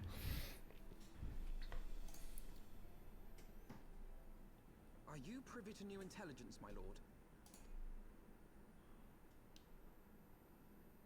I would hardly call it new. Remind me, what was the name of that enormous Imperial warship which met its end in Mordona? Oh, wait, I have it. The Agrias. Yes, well, it would appear that the Garleans have been hard at work on another such vessel. Oh! How close are they to completing this ship? Is it operational? Oh! Its maiden flight was a success, I hear. I should imagine Emperor Varys is eager to see how it performs in battle. Oh, fuck! Okay. Yeah, maybe this isn't the best time to Oh my god. I hate that he's so correct about this, actually.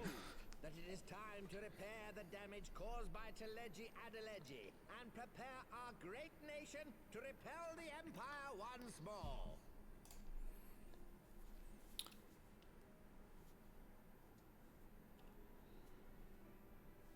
Oh, I hate it. Tis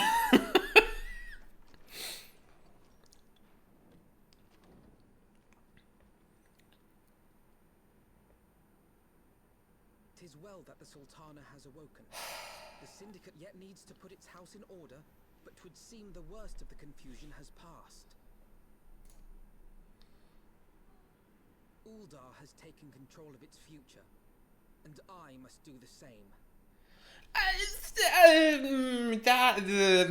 That remains to be seen. I'm not convinced. Like again, Lolorito does have a point. Like, if the Garleans are that far into launching another warship that was only killed by one of the Elder Dragons, probably not the best time to actually restructure the government, because trying to grapple with both of those at the same time is going to cause problems. That is a fair point. That does not mean that he's okay with it. It was a neat dodging of the question there. It's like, well, I mean, we might want to do that, but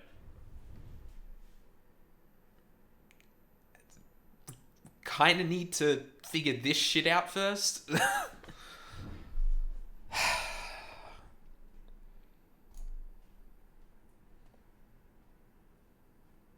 Wait, who's the head of the Crystal Braves now? decided to disband the Crystal Braves. I mean, you're not their leader, so... You're not calling the shots for the Crystal Braves. Like... Sure, it's okay to just say that, but you have no... Recruits, there were those who supported our order's goals and convictions with all sincerity. 'Tis my hope that these loyal men and women will choose to remain our allies in the battles to come. As for those who sided with the traitor, Ilberd, they shall be hunted down and held to account for their crimes.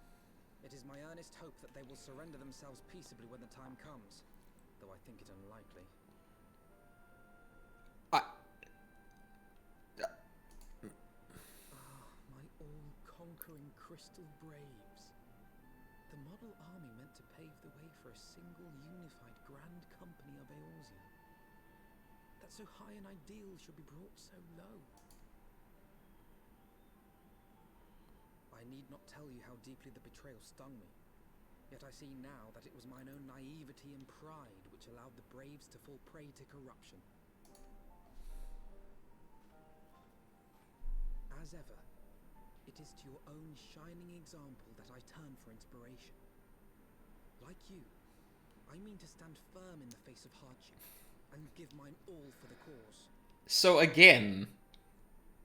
I mean, first off, Alphino, like... Obviously he has a point in that his naivete and pride obviously accelerated this. I would argue that, like, look, if you're going to look for backing and contributions to things... that stuff is going to seep in. Like, it's really hard not to, obviously. However, it's ironic that he looks to me as inspiration, because, once again, I haven't done shit.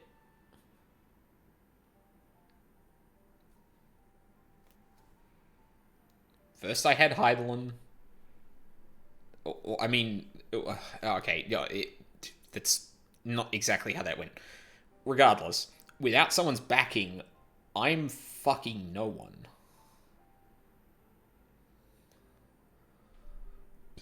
Actually, no, sorry, no. That's not what he's saying. Yeah, sorry, no. That's not what he's saying here. He's not saying, yes, but you've been able to accomplish stuff that I haven't. It's just, no, you've been... You have faced far more hardship than me and stood tall, regardless of it. That's what he kind of means here. He hasn't been... I haven't been yet swept up in stuff that he has. Or flaws that he has, at least. The search for our missing comrades, that we might come together to shine the light of dawn across the realm once more. The role of Crystal Brave Commander suited me ill, and I shall play it no longer. Henceforth, I shall be no more or less than Alphino, proud member of the Scions.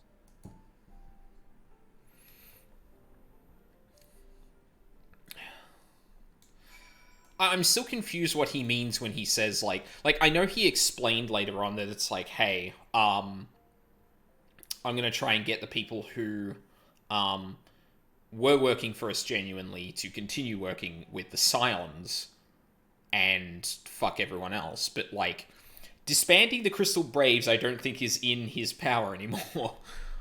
I don't know what he kind of means by that. I blush to speak thus of mine inner turmoil, but the fact remains, there is no man alive in whom I would rather confide. Were it not for your shining example, I might never have emerged from beneath the pall of my despair. Yeah, we'll grab that. So I'm getting better gear now. I mean, he's still the commander, only one unit conspired. Is that true? I mean, I guess he had the first, the second, the third, and the fourth.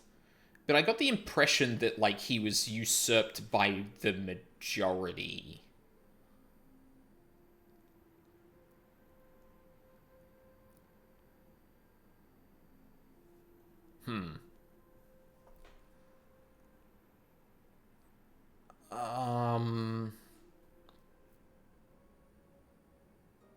Huh.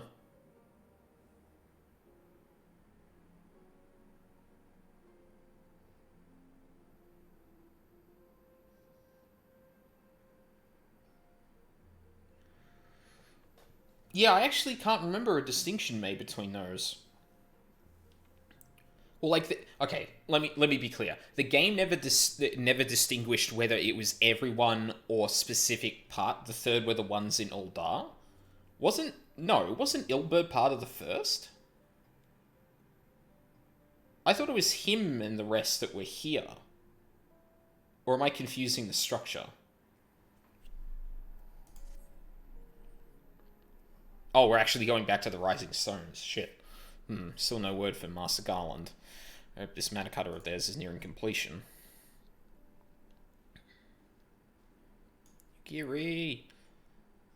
I am assured that her grace will make a full recovery. Aye, an Uldar too shall flourish once more. General Ralban and his colleagues have matters well in hand, I believe. Lady Ugiri, a question, if I may. I believe your people have been keeping a close watch on the Crystal Braves. Might you know how things stand at the Rising Stones? Ah, yes, of course. You'd be pleased to know that the 3rd Unit Braves abandoned Revenant's Toll when they learned of Captain Ilberd's defeat. Oh, okay, maybe it was actually the 3rd. Only blue uniforms to be seen there now are those worn by soldiers loyal to you. Oh, okay, so it was actually the 3rd. Well, there you go. Whichever one Ilberd was in were the ones who conspired. I forget the numbers. It's weird, because... Oh, okay, I guess Ilberd was, like, Alfino's second in command, and maybe he was directly coordinating with the 3rd. I guess because his position as Alfino's second in command, I wouldn't have thought that his reach was restricted to people in that. We really only interacted with them in the story. Well, no, we interacted with the 4th as well, if I recall correctly.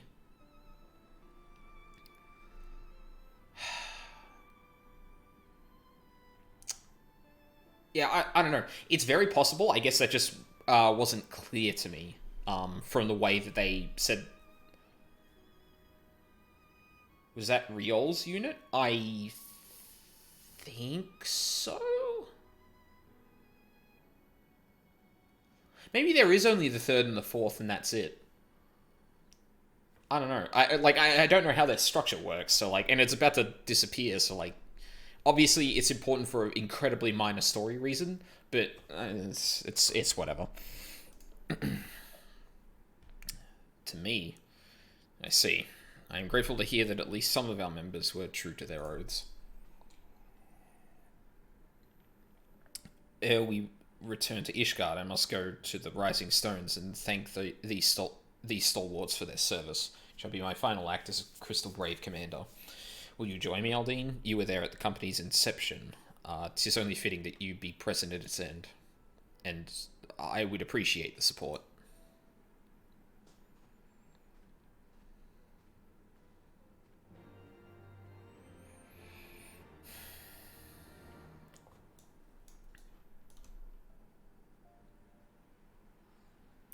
I wonder how long it's going to be until we see anyone else from the Scions. I guess there's a question of whether most of them are still alive, but...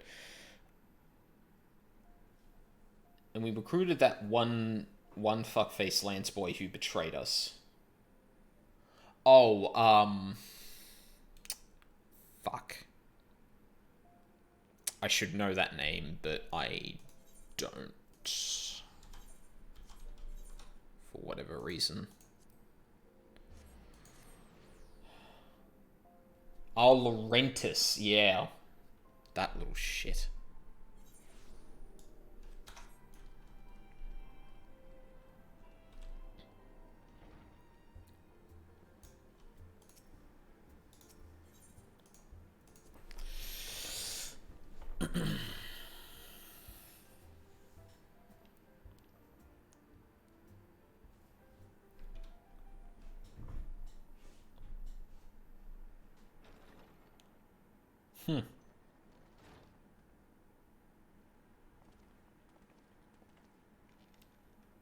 Commander, you're alive. And Aldine too. I knew you'd scrape through. My splendid crystal braves, I have wronged you, all of you. My promises of glory and salvation have brought you naught but blood and betrayal. Bah, you'll not hear us complaining. 'Twas a sight messier than expected, aye, but we was still fighting for the freedom of all, just like we swore. Ain't that right, mates? Aye. I guess these are new characters now, now that they're no longer Crystal Braves. You humble me. I'm truly blessed to have such steadfast comrades. It is with the most profound regret, then, that I must... That's enough of that, Commander. We know what you've a mind to say, and we ain't having none of it. We talked it over, see, and we're all agreed. You can take our uniforms and strip us of our ranks, but we won't be no less of a company. But the Crystal Braves may be finished, but the ideals upon which the company was founded live on. They bind us to each other, and to you. Commander Alphino, our minds are made up, so you may as well get used to it. Let us help the Scions. Let us help you find Minfilia and the others. Oh, I'm glad I just had that thought before we're like, okay, now we're going to rescue the Scions. Yeah, got to get new Scions from somewhere. My friends, after all that has happened, I know not what to say.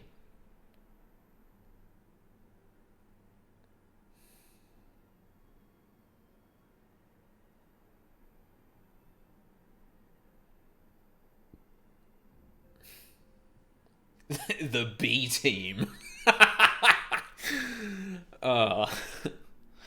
Fuck. I wish I could remember the introduction to the A team so I could do like a parody of that where it's like, oh god, that'd be so good. Pray excuse me. I had thought my tears spent. My grandfather used to say that one could measure a man by the constancy of his comrades. Mayhap I am the exception which proves the rule. Nay, do not protest. I know that I am not worthy of their loyalty, Haldane. But as Thaliak is my witness, I shall do everything in my power to earn it.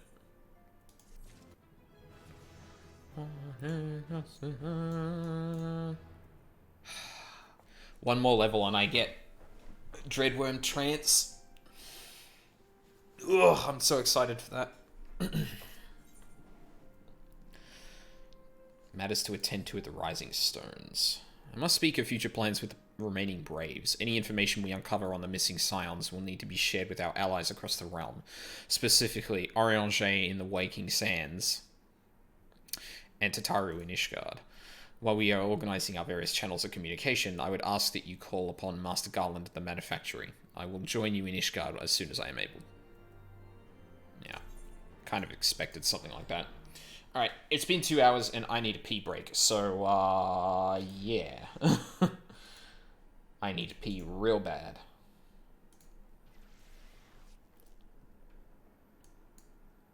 No.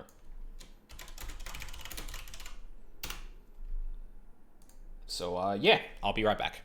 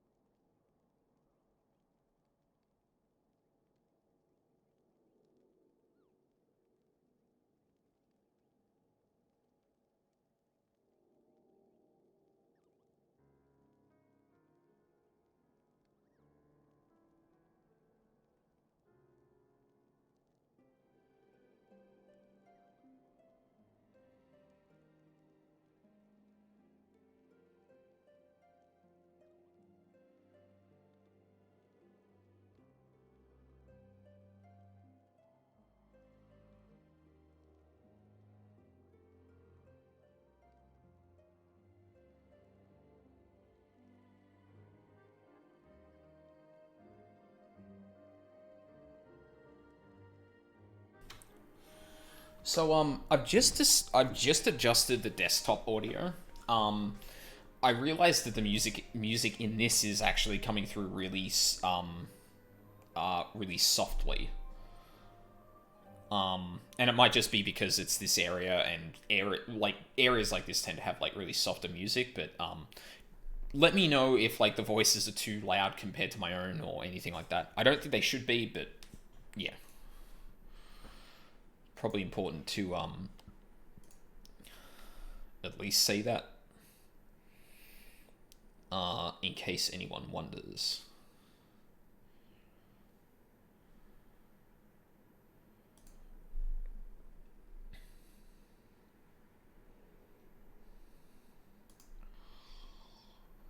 Alrighty then. Let's continue on. Still too high. Damn it. There we go.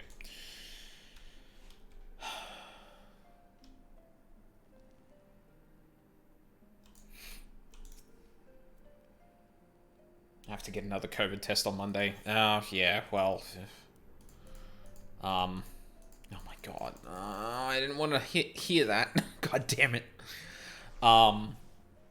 Yeah, I feel you. And obviously that's quarantine in a nutshell. They've got to kind of be abreast of whether or not you actually have... I don't like getting my brain scratched. Yeah, that was what I was going to get into. So I actually got tested for COVID in April, I think? I feel like it was like end of April, maybe May. It was only a little bit into the lockdown, right? And yes, I can say without a doubt that that is the most uncomfortable procedure I have ever been awake for. The reason I say that is because I'm probably going to have things that, or I will ever experience awake. I say that because, obviously I could be not under for something that you can have a choice to, but I'm probably going to... any surgery and stuff like that just gets me. Anything to do with the dentist, I prefer to be, like, knocked out for if possible. So, that is probably the most unpleasant experience I'm ever going to have, whilst aware that it's happening. And I've seen people do it differently. So, the person I asked to be put under for my vasectomy. I mean, I would hope that was almost a given. That sounds like it would be awful to experience whilst awake. Just ooh. Vasectomies are usually done with a local anesthetic. Oh no, oh my god, I'm having like sympathy fucking like shoots of pain through my body. That sounds, and obviously not because it's a local anesthetic, you probably wouldn't actually feel anything directly there, but that makes me very uncomfortable. Just put me under for anything like that. I don't care. Ugh. Aldine, how in the seventh hells do you do it? I was just about to send for you. We have but this moment completed the Manicutter's first successful test flight. I was gonna say I was interested to see and copious amounts of painkillers. It was fine. I got out of work for a week in copious amount of pain. Well, I imagine you probably had to deal with the pain anyway. Like if you went under, or you had local anesthetic, you still got a part of your body chopped up. Like you're still gonna feel that at some point. Or sorry, I shouldn't say that particular wording because unfortunately some really shitty people use that in very specific ways. So let me rephrase that. You've had an operation on an incredibly sensitive area of your body. You're probably gonna feel that.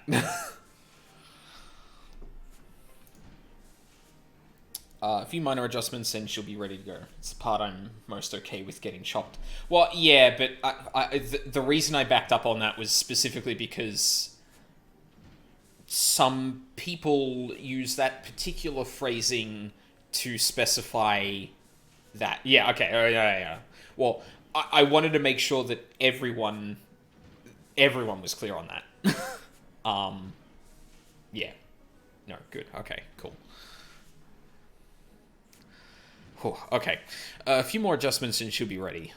Should be ready to go. While we see to the finishing touches, you might want to pay a visit to Fortolme Manor. A dragoon by the name of Astinian was looking for you. Why is he back here? I thought he was going to make sure that Nidhogg didn't, like... Oh god, something's happened, hasn't it?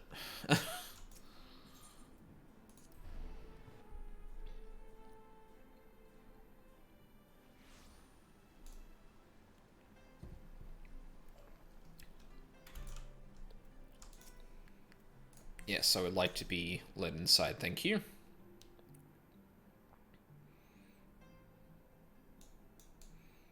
There he is. Oh. None of the Fortolmes are here. Can you enter these doors? No.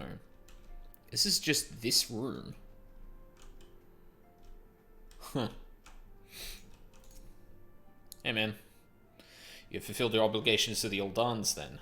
Mistress Tataru has been keeping me appraised of the situation. Once I learned that these mana cutters of Master Garland... There's more than one? Master Garlands were nearing completion, I saw no reason to tarry in the mists. Okay, that's fair. For the present, Nidhogg seems content to remain in the area, plotting his revenge. Might not this be an apt moment to unfold our plans to Sir Emmerich? I think we have kept him in the dark long enough. Yeah, like now that we're past the point in the plan, what level is your BLM? Black Mage is 38? 36? No? 38. Yes, 38. 38. That reminds me, I have to shift around his UI as well. Actually, I may need to change where that casting thing is.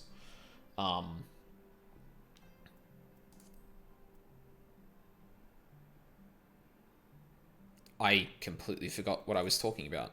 How many commendations am I at? 38. Okay. Doing pretty well then.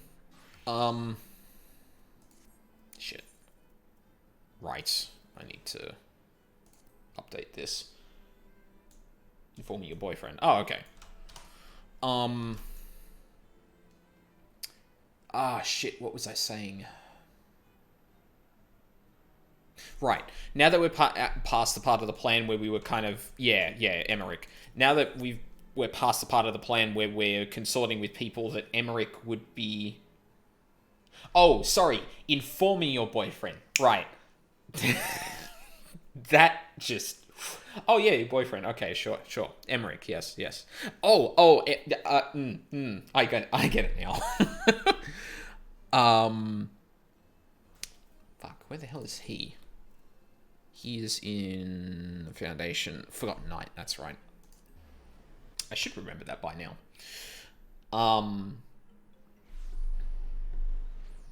Yes. Oh, Jesus. Just about knocked my mic over. Sorry about that. Too short for that. No.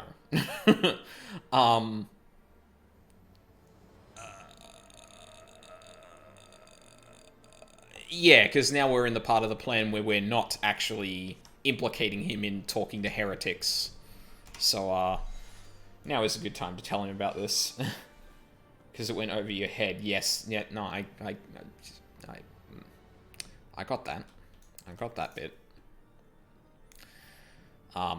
Unfortunately, there's a little bit of more sting to that than usual because my roommate is a good head or a half taller than me, and whenever I am like unable to do a thing because of my lack of arm length or height, yeah. Like, barely shorter than her, and she fucking... asshole. Cermeric has been eager to speak with you. Pray proceed. Oh, good. Because we need speak to him.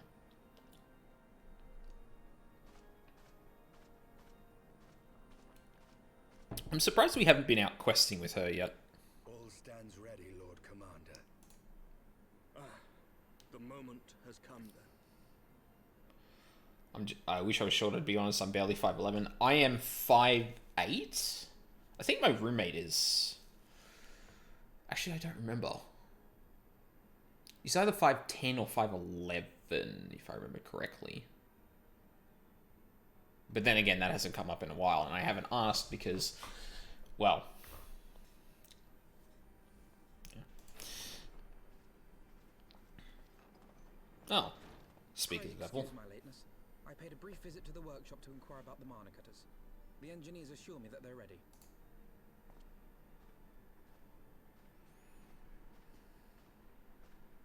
The area is now but a short flight away. Yet what a long and winding path we took to reach this point. Were it not for Master Alphino's proposal, we never would have attempted to parley with the dragons. Though our negotiations yielded little, our expedition with Lady Isaac taught us much. Estinian, you dumb fuck!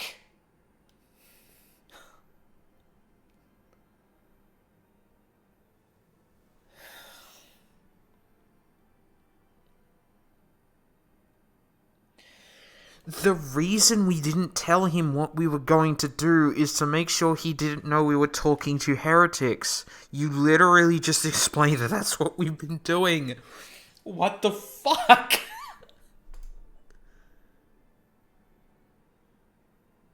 You took an unimaginable risk. I could scarce believe the tale Estinian told. Okay, I guess we're not worried about that anymore. Sure. Aye, 'tis true that many of our countrymen would sooner die than join hands with the heretic's mistress. But 'twas through that most unlikely of alliances that we came to speak with Heavensward. A conversation that went rather poorly, as I recall. In this instance, the journey was more important than the destination.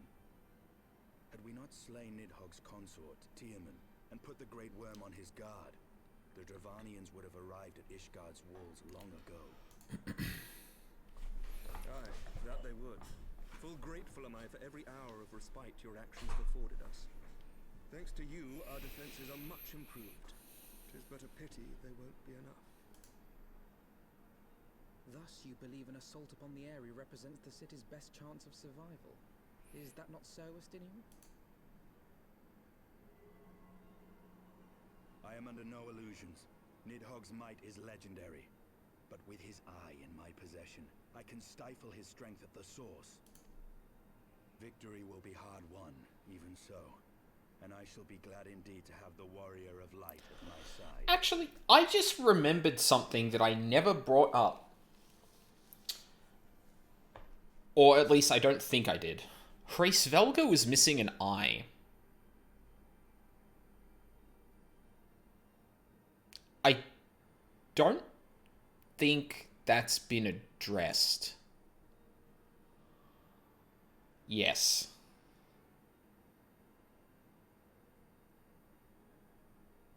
Huh. I wonder. It hasn't? I don't think so. I don't think anyone said anything. Like, I don't know if someone took it. I don't know if it was just, like, destroyed. The implication from the story Heavensward told, you are correct, it has not. Okay. Okay. Glad I remembered that then. You shall have my blade as well. There are more of these mana cutters to be had, yes? Lord Commander, no. How can I, a proud knight of Ishgard, stand by and do naught while an outsider risks life and limb for our homeland? I swore an oath to protect this city. Just an eye, eh? Pray leave the slaying of dragons to dragoons, Sir Knight. Your duty to command the city's defense is no less vital. Should we fail, and Nidhogg slip through our grasp, who then will hold the walls against him? Will you leave Ishgard in the hands of the Holy Sea's zealots?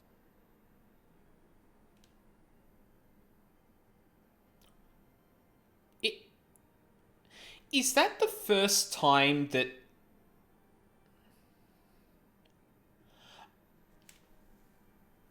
Has Estinian shown disdain to the Holy See before?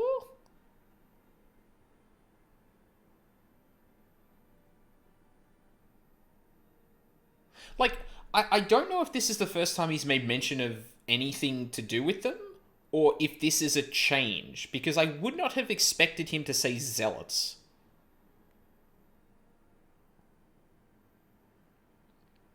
But then again, I don't know if he's using that with a negative connotation or not. So, his main obligation is to the Ishgardian people. I mean, and I suppose they are, but... Yeah, maybe he's just... Yeah, okay.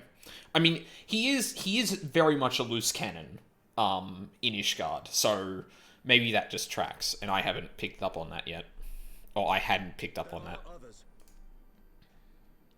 Who but you has the authority and the standing to orchestrate a city-wide defense? I do not, and neither does the Warrior of Light. That is why it is our place to fight, and yours to remain here, Lord Commander. The journey has certainly affected him, but he's still the same warm-blood hungry dragoon.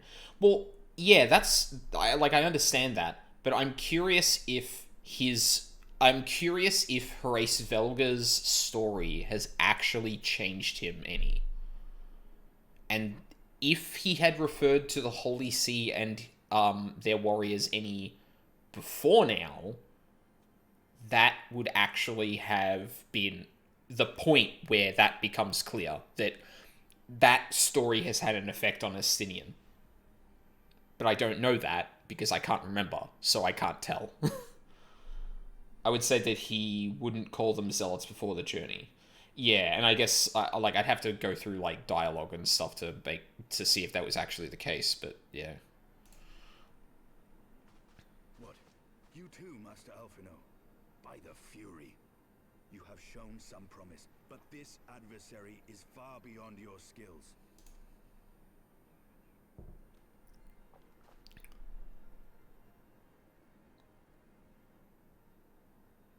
Your candor is appreciated, Sir Dragoon. I shall remain then and cheer you from afar. Well, my friend, it would seem I have discouraged the last of the volunteers, and claimed the task as ours alone. But if any alive can best this worm, 'tis surely we too. And I'm sure the 3 other people I will eventually end up teaming up with to take on any part of this. Because I feel like Nidhogg's going to be a trial, or part of a dungeon.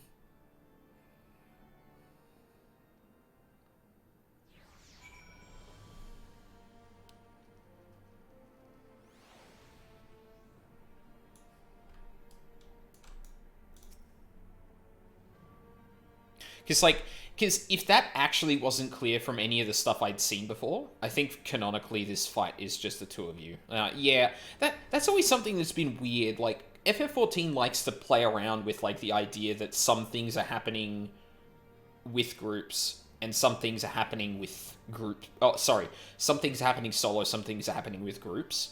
I think the distinction I've seen so far is either difficulty... Like, if you're with 8 people, or it's not a normal difficulty, then it seems like it's implying there's a group. Actually, no, because Ramu was implied to just be me, I think. I wonder if there is consistency to that. Sorry, I wanted to just say one more thing before we move on. The reason I asked about is that the first time he's said something like that is that if that actually wasn't communicated and that was meant to communicate his change, then that's actually something the story hasn't done well. Like, yeah, the thing I picked up one is if they say you brought other adventures with you. Well, obviously that's the case, right? Like if the quest text or anyone who's talking about that quest says bring adventurers, obviously you're doing that. But I'm wondering if there's more consistency with that, where if you're bringing 8, then you are with adventurers or not. Like, I'm wondering if there's any kind of correlation between those. But yeah, the reason I brought that up is because that would actually be a negative to the storytelling if they hadn't communicated clearly that Estinian at least was like neutral or held the Holy See in high regard, and after this actually kind of it fell. Like, I would actually kind of be disappointed that they missed an opportunity to make that really obvious. Or, sorry, not make that obvious, but give different tells at different points in time to suggest that something had changed. Regardless of party size. Or, no, I understand that obviously if they say it or don't, that's the distinction, but I'm wondering if there's any correlation between the two. I pricked him up to Alfino's pride, I fear, but had I been less forceful, the boy would have insisted on accompanying us to the Eyrie. Do not think me blind to his talent. With a few more campaigns under his belt, I have no doubt that Alfino will make a fine field commander. But one does not practice on an adversary such as Nidhogg. We shall be hard-pressed enough without the added worry of carrying a novice. That's fair. Mana Cutter Key. Oh shit, I get that as a mount. That'd be awesome. Estinian is eager to set forth for the Eyrie. We have tarried long enough. Let us call upon Master Garland and take possession of the Mana Cutters. I'd say there's no correlation. Well, yeah, sorry, I'm not talking about it as in, oh, there must be a correlation between the two. I'm like, I wonder if there's like actually... I wonder if there ends up being a high correlation between those two. Like, maybe not an intended one, but... yeah.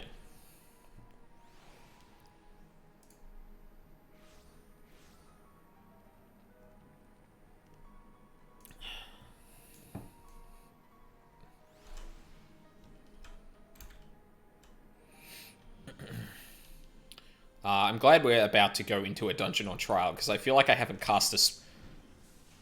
No, I actually don't think I've cast a spell this entire stream.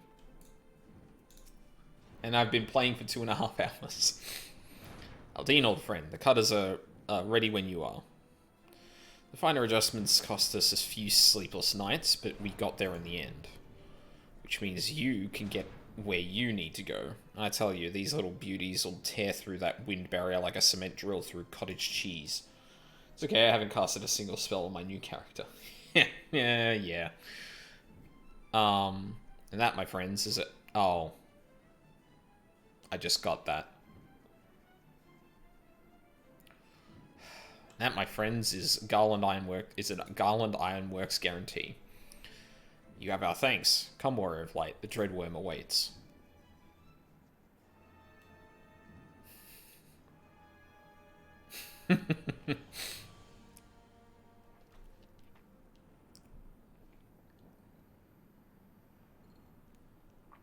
If we got teleported there, that would be great.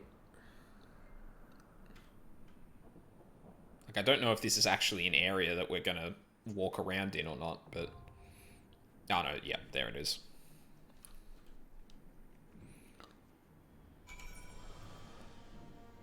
Oh, no, it's a dungeon. There you go. Nice. 9 minutes. Okay. Probably not enough time to do basically anything. What do we want to do in this spare time, then?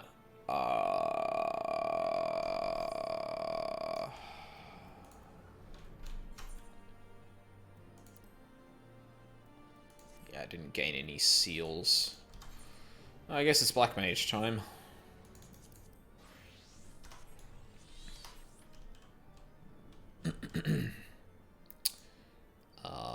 And... What? Unable to open the map at this time? Excuse me? Been grinding fates for the Yokai Watch event in between queues. I should probably start that thing, but I don't know where I'd actually... I don't know if it's worth it at this point. Because I'm not going to be actively grinding for it, and I don't particularly care about, like, Yokai Watch, so... It's honestly whatever to me.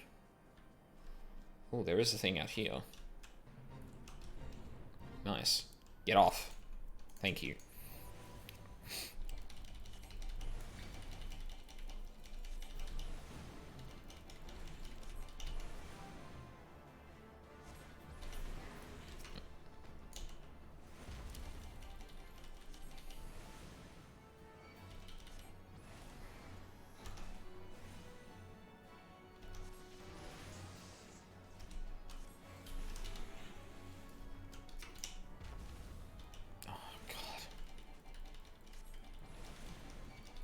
It lasts until patch 5.4. It's also been 3 years since it last happened. I mean, that's cool, but again, I don't feel anything towards the idea of that event. Hey. Oh.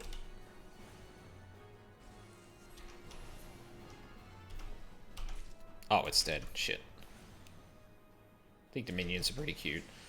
And like, I can't deny that either, but I'm honestly just kind of meh on it.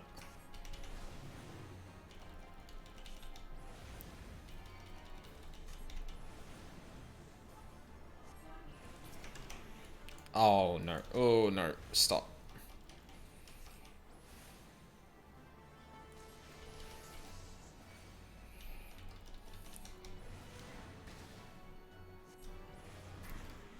Oof.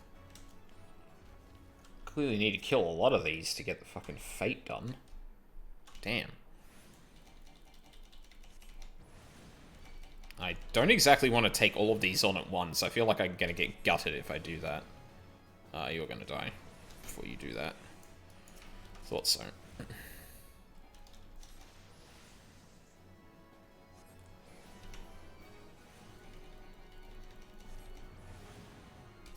Because, like, I could have just cast Thunder 2 on all of them, but... How long is the, It's a lot faster if you find a Fate Train? Oh, yeah, obviously. How... Like, is it just a single quest to unlock it? Or, like, what do you need to do to unlock the event?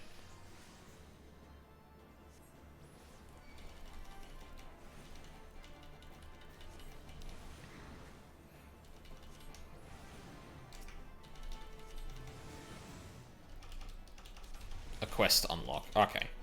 So it shouldn't be too hard to actually unlock it.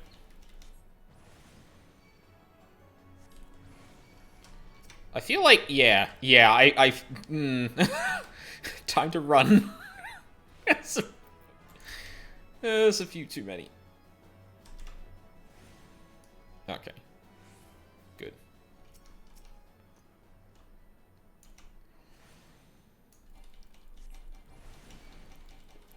Where is that quest?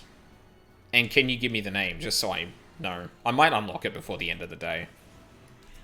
Or before I finish up the stream, rather. No some chatting in a couple... Sorry, no some chatting in a lot of locations? What do you mean? Ow. Did I just get paralysis? Fucking god damn it.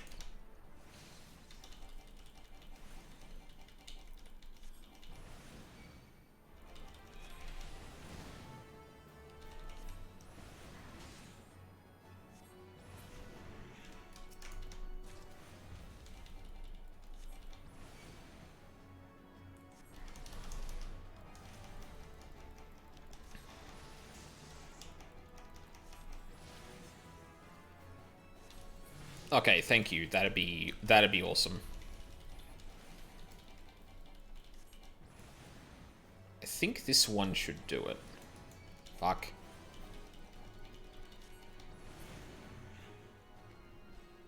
Oh no, one more. So close.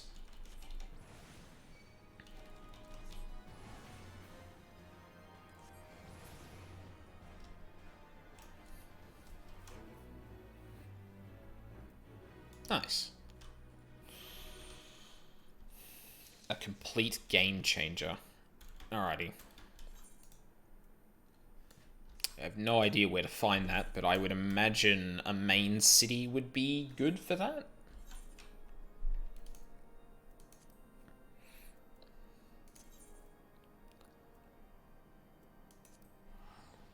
Aldar, okay. I can do that as well. No! Oh my god. Does that really scroll down if... Oh. That was weird. Why did it scroll down if it... that was weird. Aldar near the 8th, right? Probably. Maybe you can get it in any of the main cities. It's whatever.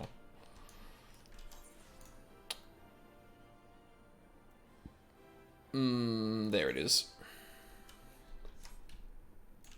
I think it's this one. Yeah, there it is. How could I have lost? My strategy was foolproof. Listen, friend, if you have an inclination towards the Lord of Verminion game at the Gold Saucer, I'd say you best think twice. I spent a fortune on my critters and had scores of victories to boast. Then some newcomer waltzed up and challenged me. I knew there was something strange about him. An aura with hair a vibrant hue, glint in his eye, called himself the Maundering Executive, or some such. Still, I'm not one to turn down a match, novice or veterans. Hells, I even gave him a head start.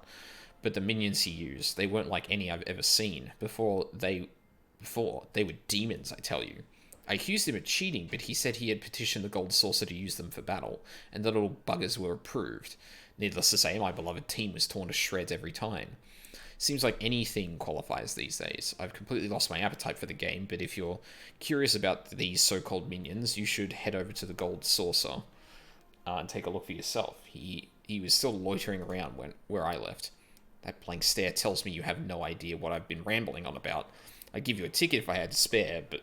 Spare?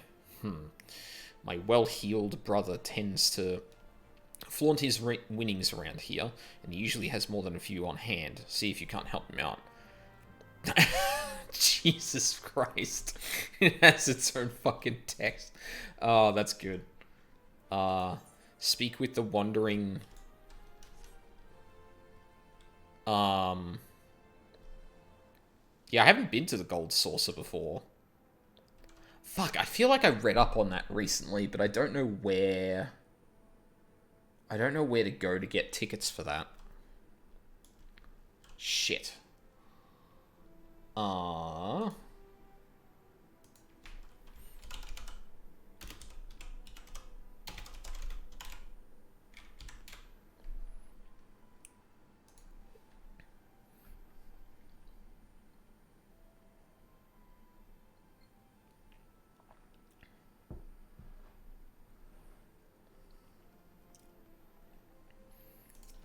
Hang on.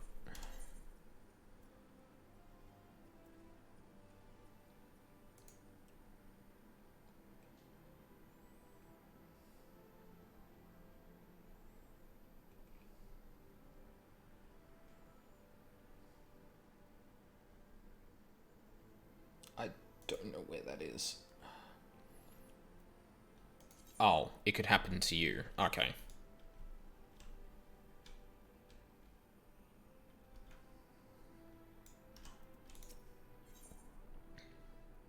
Well-heeled youth on Emerald Avenue appears to have been the beneficiary of some good fortune and may not be averse to sharing it. Do be careful with those. Break anything and I shall be forced to deduct it from your salary. Beg pardon? What is my loyal manservant carrying? Why, a not-so-small fortune in prizes ably won by yours truly in the Gold Saucer. You have heard of the Gold Saucer? Nay? Egads, man, you might at least try to keep up with the times. It's only the Sultanate's newest and finest place for entertainment. Thrilled to the sight of majestic birds roaring down the streets at the chocobo races. Pit your wits against your peers at the triple triad tables. Oh my god, this game actually has triple triad. Of course, this game actually has triple triad. At the Gold Saucer, one can do all this and more, and if you know what you're about, you'll walk out a wealthier man than you entered. If there's a better place to shake off one's cares after a grueling day of promenading, I've never heard of it. Did I mention that the female attendees are particularly easy on the eye? Wink, wink. Nah, but I dare say you'd rather discover them for yourself. Yes, I'd wager, triple triad slaps. Okay, important question. Does it have the same music as in FF8? Because if not, that is fucking tragic.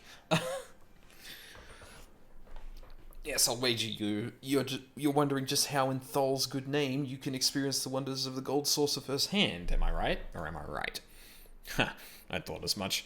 Well, since this has been my lucky day, I don't see why it shouldn't be yours too. I just so happen to have a spare golden airship ticket, you see. Consider it a gift from one eligible young man to another. Music does have a reprise. Okay, that's close enough. Just show that ticket to the lovely girl in the uniform over at the landing, and you'll have a seat on the next airship bound for revelry and riches. Be fairly warned, though. You may expect no mercy from me should our paths cross at the triple triad tables. Nay, not so much as an ons. Ha. I think it's a new arrangement. That's fine. As long as it has the Oh, I forget what the instrument's called.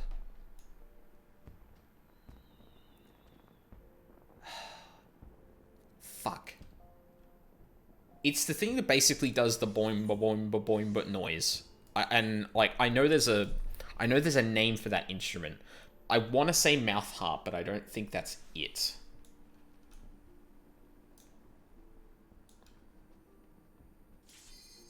Nope. Never mind that. We've got a dragon to slay.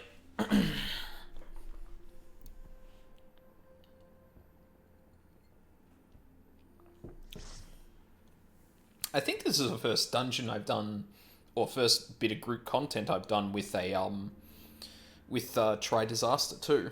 So this will be fun.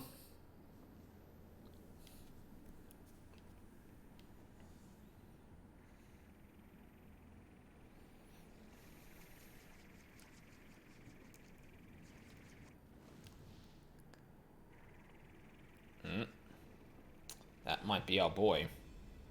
Hey, buddy.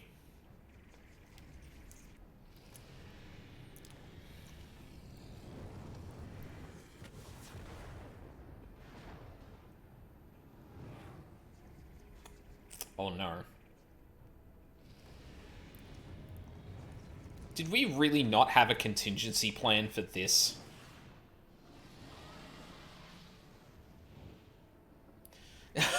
You could have whipped that out earlier, my dude. God. You'll be pleased to hear it still has the clapping. Well, at least there's that.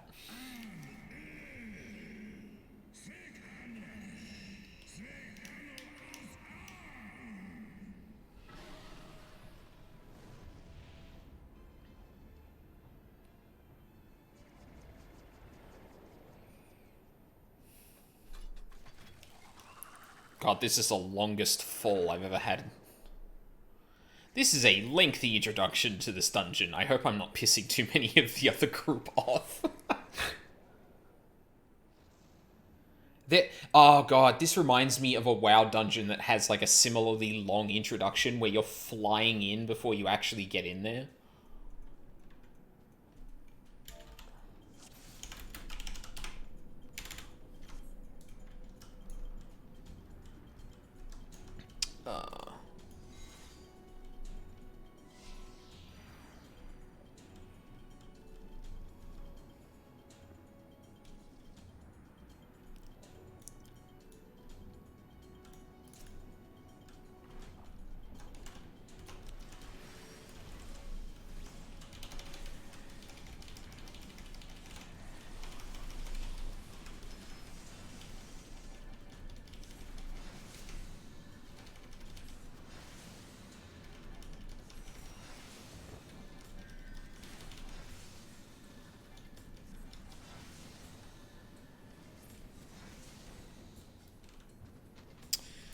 I've got to move Tribe Disaster to another button. I can't...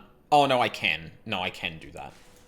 I can do that at the same time. I've just got to remember to do this. Oh, I can't do that yet.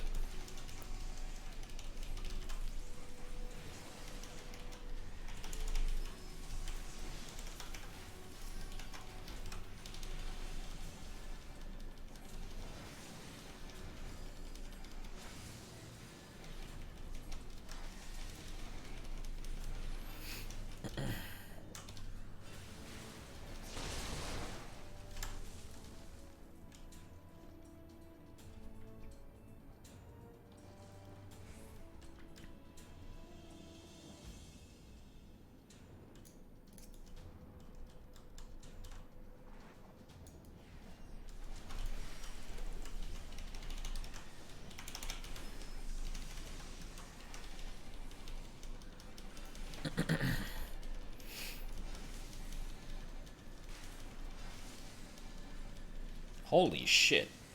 Who's the other damage dealer? That seemed like it was a huge fucking hit. Or at least it had like a massive animation for it.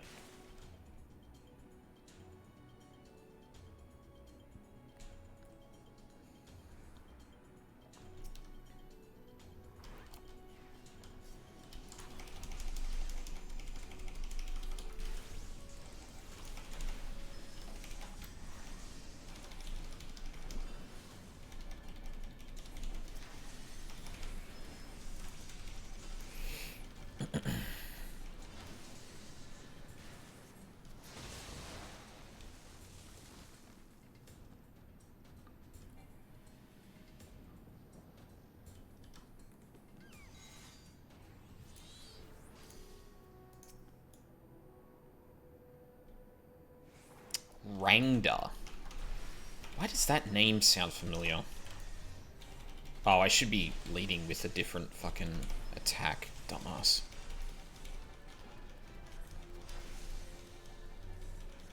I feel like that's the name of a persona. I'm not 100% sure, though.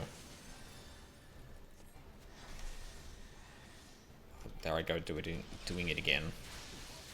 Oh, Jesus.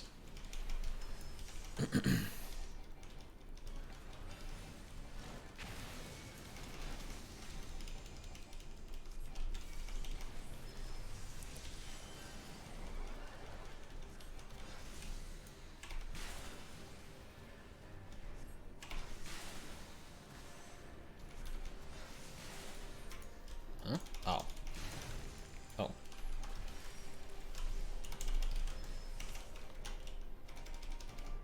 Oh, get fucking wrecked. I didn't expect that. I didn't expect that ad to fall so easily.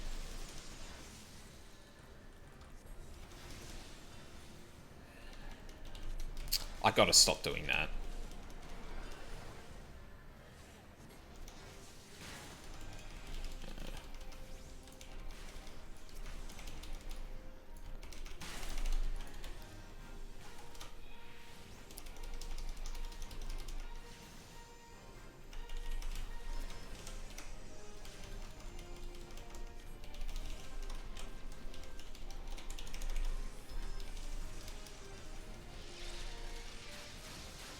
Oof. Oh, you're dead. Ah.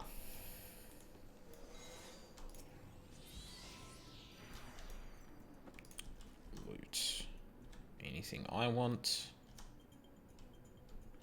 I'll need on that. Pass on that.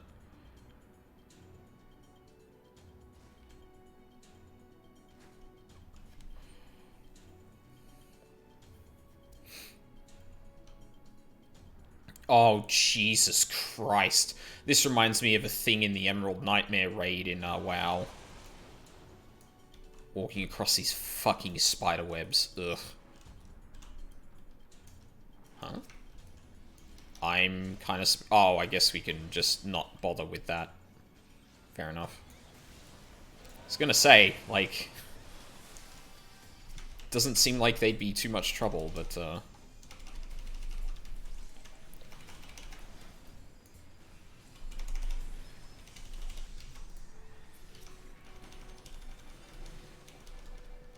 I really should at least, like, run hitting Ruin 2 when I'm doing that as well. Then I can at least contribute to damage on the move.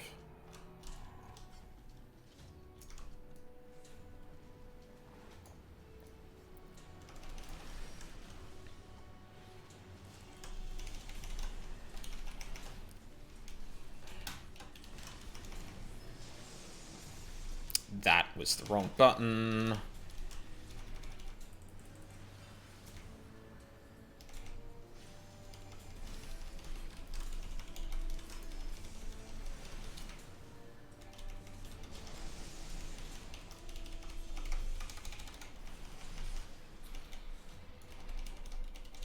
Oh.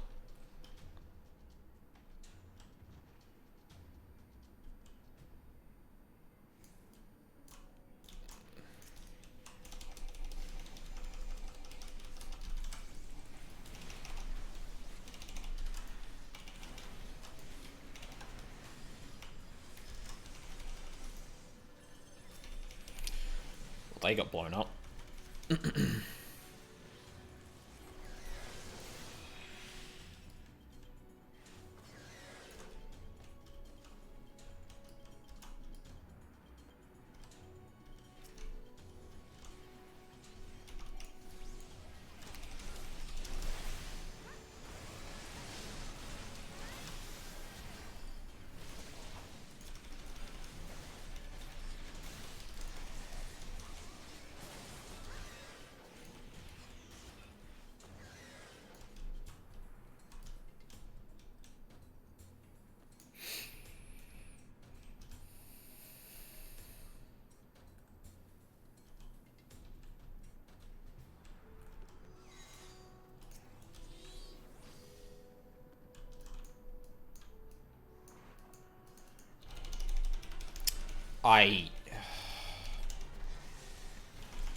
That was the wrong button again. I'm very good at this game. I hate that you can't use pet abilities until you've actually engaged in combat. That's really frustrating. Like, it's a button on my fucking bars. Don't just say I can't use it. Like, especially when I've got so many off GCDs to actually press. Like, fuck. I don't know, that really bothers me. I hit that in the wrong direction again, god damn it.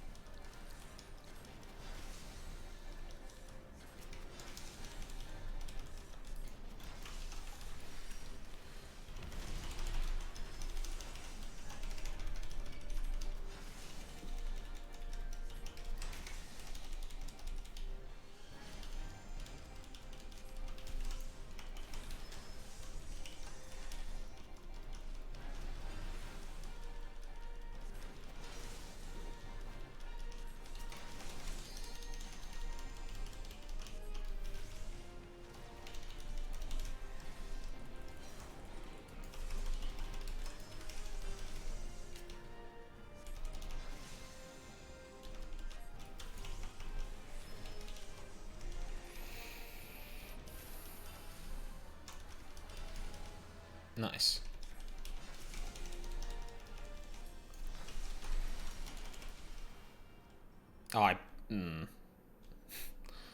The boss was a lot a lot closer to death than I had thought. Sure. It's better gear, so why not? No, that's definitely not for me. That is also definitely not for me.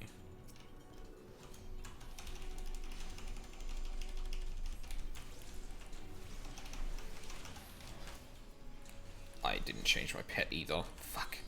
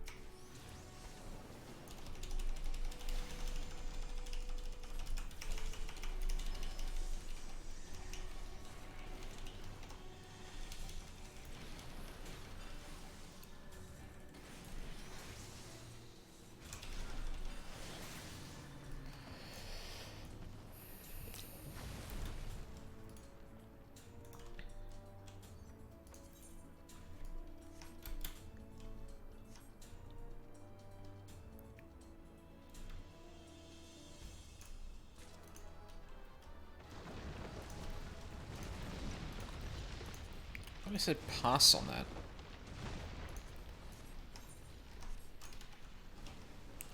Oh my god, come on.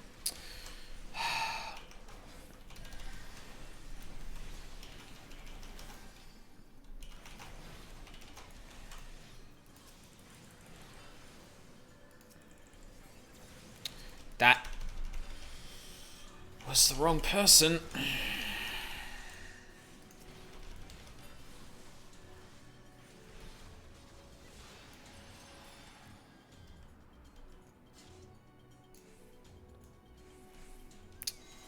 Ooh, this looks like a gauntlet.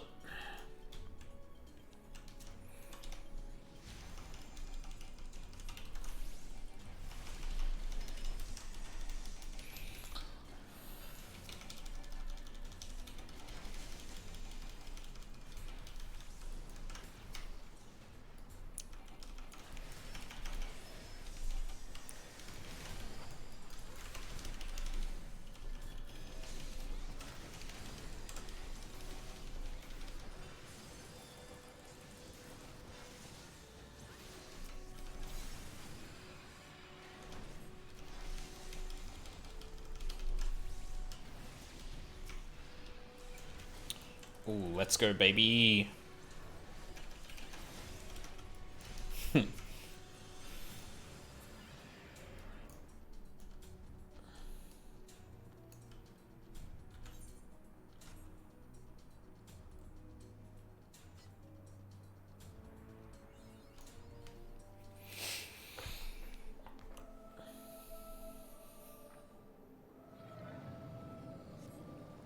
They started the fucking fight.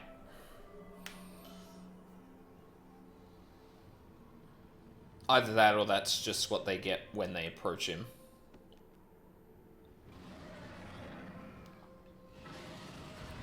Okay, that was short, so...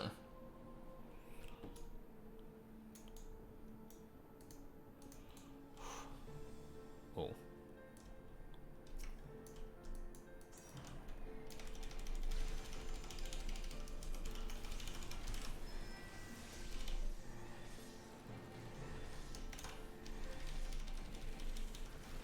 Oh, I didn't think I had tried Disaster up. That was dumb.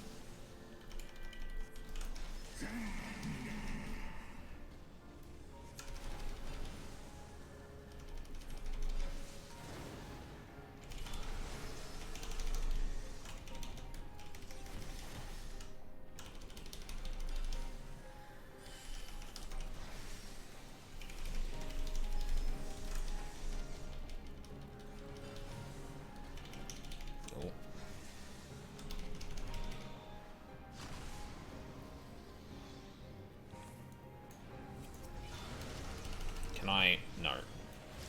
Can't do anything to that. Alright.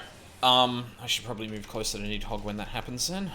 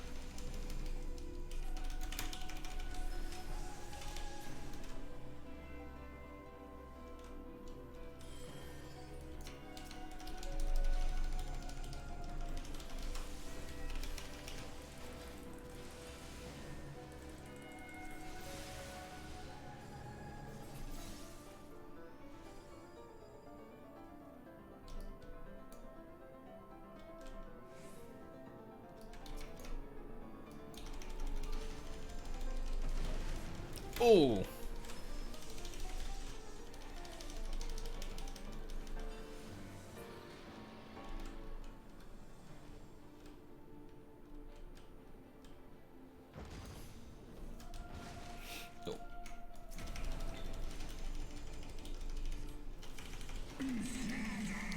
That looks bad.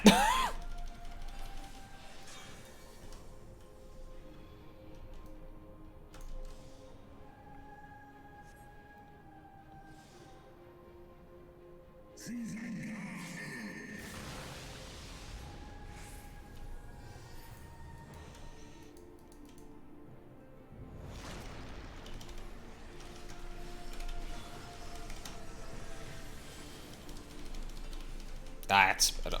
Holy shit. That's how I should be doing this.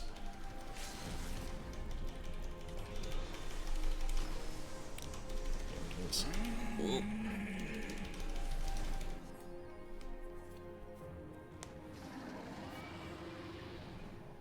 We didn't actually kill him.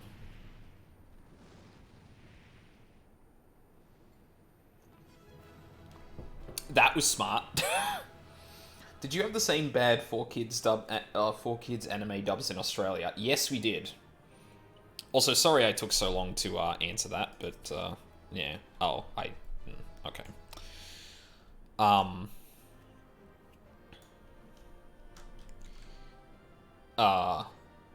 Yeah, exactly. It's okay, Dungeons. But yeah, we did. Same awful translations and shit. So yeah.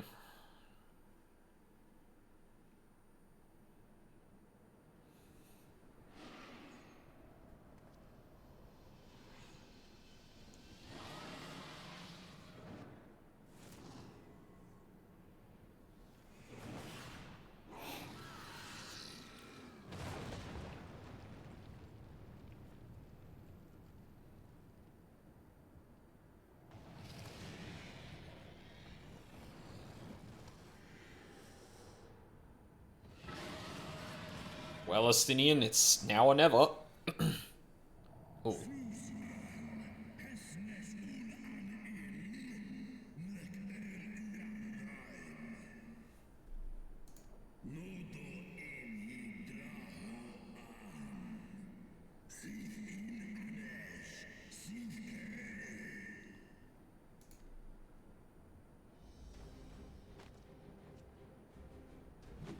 No, worm!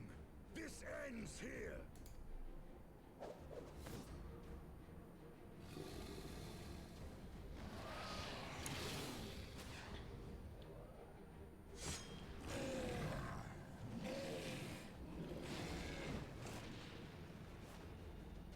Oh, shit.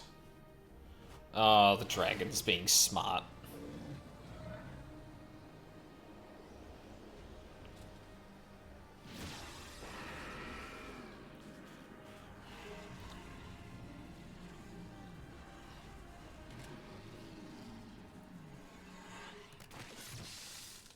Oh my god, we saw his face, but for a moment.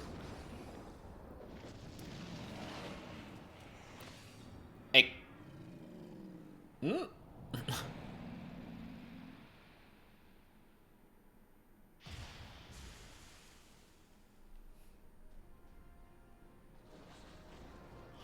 What?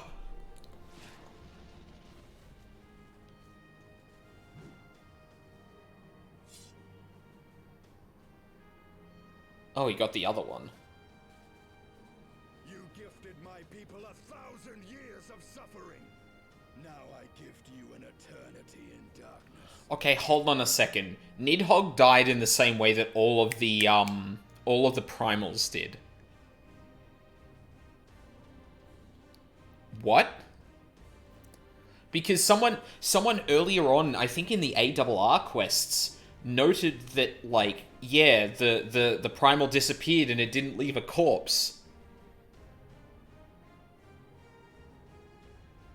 What?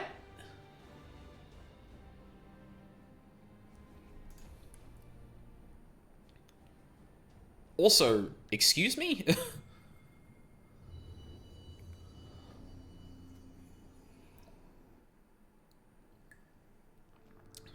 What did we get this time?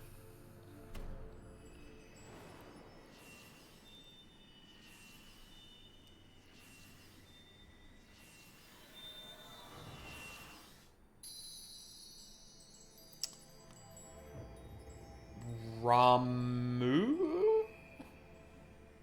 Question mark? No, where did that crystal come from? I...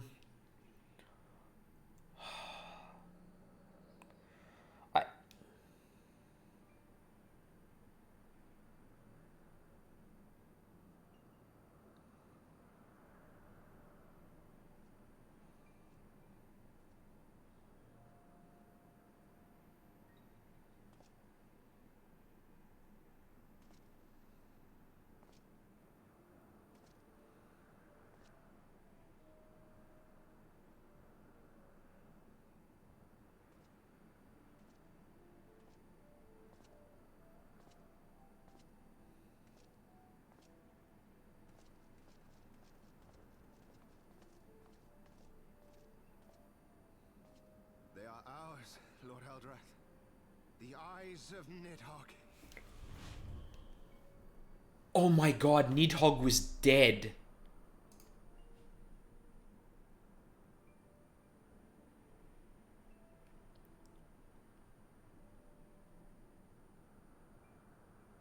Aye. The worm lies broken and my father is avenged. With the wellspring of his vitality thus denied him, Nidhogg shall not linger long in this world. Oh, I'm glad I noticed that death animation. But behold the terrible price we have paid. My sire is dead. So many brother knights slain. We traded our honor for the strength which now courses in our veins. And still we are forced to make such sacrifice. That's also Estinian's spear. You also noticed something the other night. But not in vain, my lord. Kreisfelger is the only great worm left in Dravania, and he dares not leave his lair.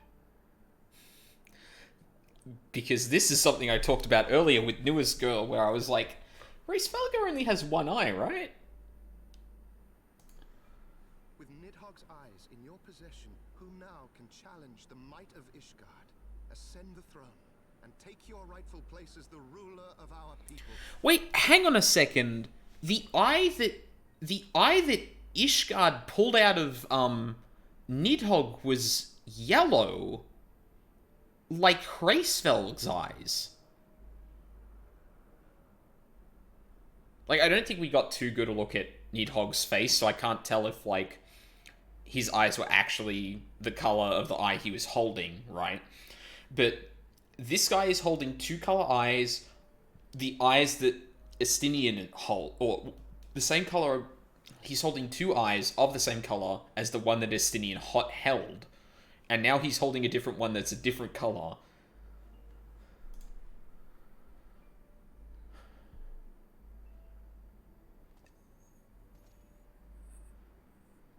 Nay, my friend. I must forsake the mantle of king. Though Nidhogg be defeated, his wormling horde yet darkens the skies with wings beyond counting.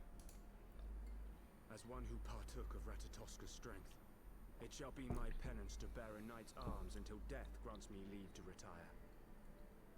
When that day comes, no prince shall perish, but a hell's-bound hunter of dragons.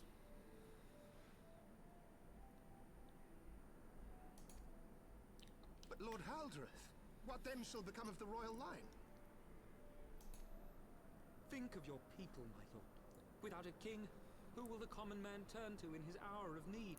How will he find his way without your benevolent hand to guide him? I thank you, Sir Flavian and Sir Silvertrill, for dispelling my remaining doubts. With men of such wisdom and compassion in service to the realm, it is plain that Ishgard has no need of a king. But if you must bow to the demands of tradition, you need look no further than yourselves for one worthy to wear the crown.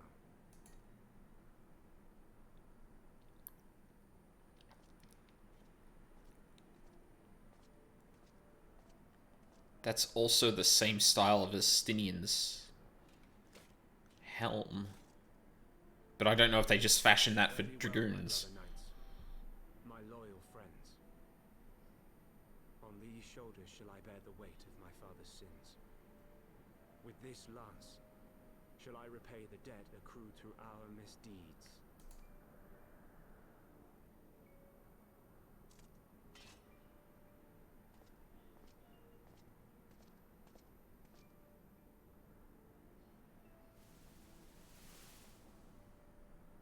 What cruel jest has fate played upon us? Have we seized this desperate victory only to lose a king? We can but act as our lord has bid. We few who remain must divide between us the rulership of Ishgard and her people.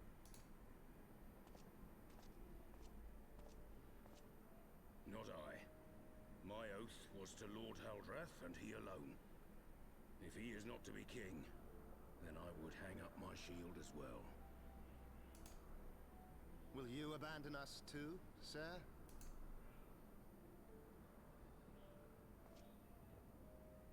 I would wash my hands of blood and betrayal and take up an honest trade.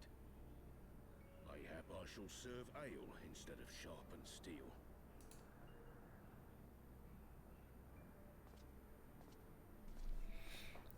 We don't know your name, which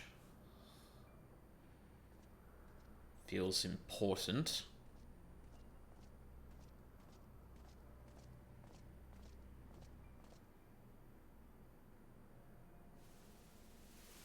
We fall.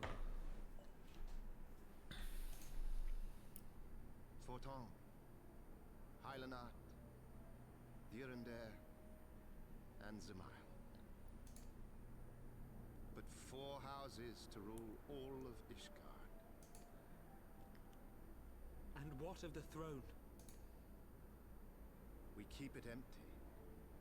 Until the day a king rises once more.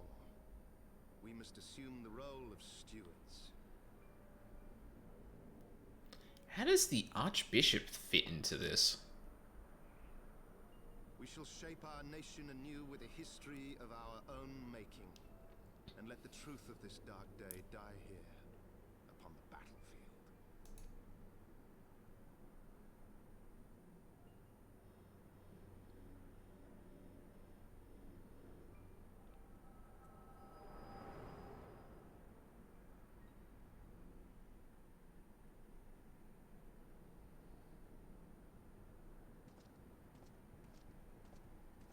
What ails you, friend? Are you wounded? Damn it, I can't tell if that's the same voice actor or not. Oof. You have borne witness to history. To the culmination of the first battle with Nidhogg.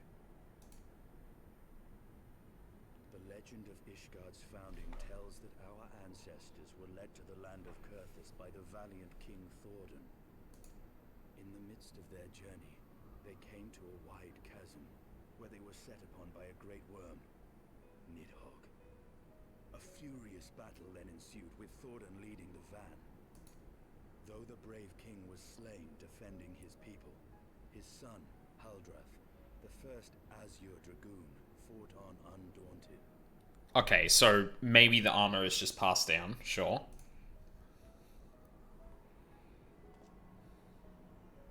And with a mighty thrust of his lance, he gouged out Nidhogg's eye, forcing the wicked creature into retreat.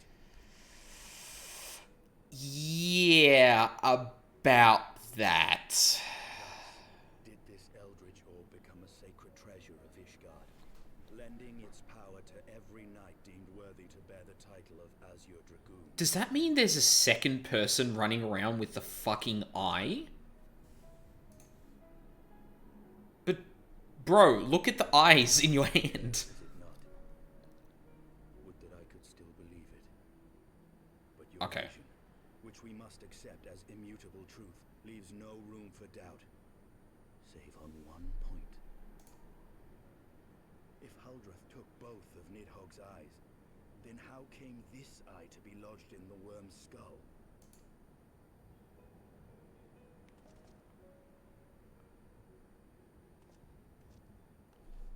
Okay. Beneath every answer we unearth, another question lies buried.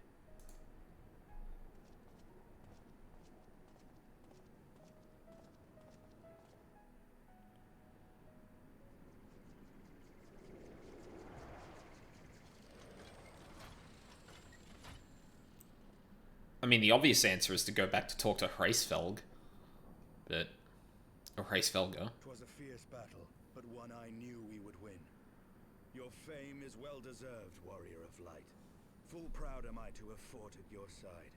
I would fain return with all swiftness to Ishgard to inform the Lord Commander of our triumph.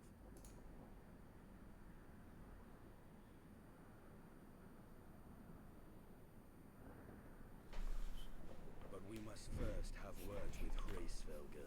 Yep, there it There is. are parts of this tale that the worm has kept from us, and I would know wherefore.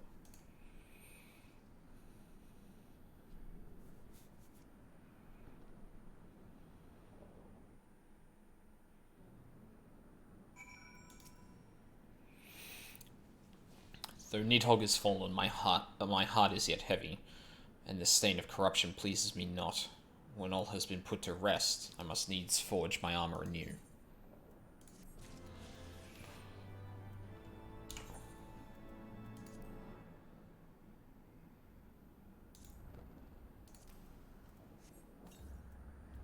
Nice. Estinian would know the origin of Nidhogg's mysterious eye. With Nidhogg fallen, none save Racevelga remains to answer our questions. Let us trouble the worm again. And if Iceheart yet lingers at Zenith, all the better. I would have her hear the truth from the dragon's maw. Yeah, that's probably a good idea. One thing before we set off. Excuse me? Oh shit. I didn't notice that. I can't actually select anything that's under the general. Directly under the general tab. That's alright, I've been meaning to move this up here anyway. Oh. Cute. Oh god, that looks ugly.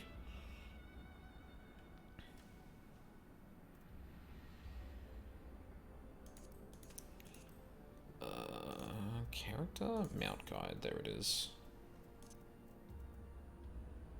I'm gonna use that from now on. Oh my god, this bulky ass motherfucker. Excuse me? Oh, okay. Yeah, I'll do that later. Did we have an 8th? Yes. Alright, this is probably gonna be the last thing before I finish up tonight. I also expect this might be a long talk too, so strap in.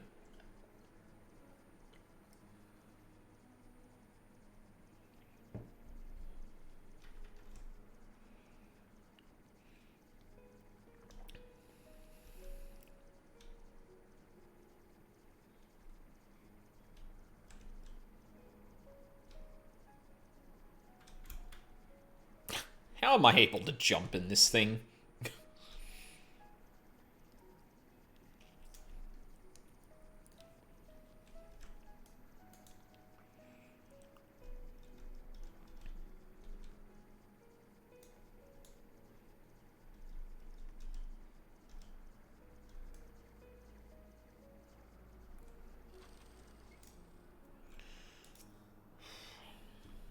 It was you, was it not? The furious screams of the dragons carried far.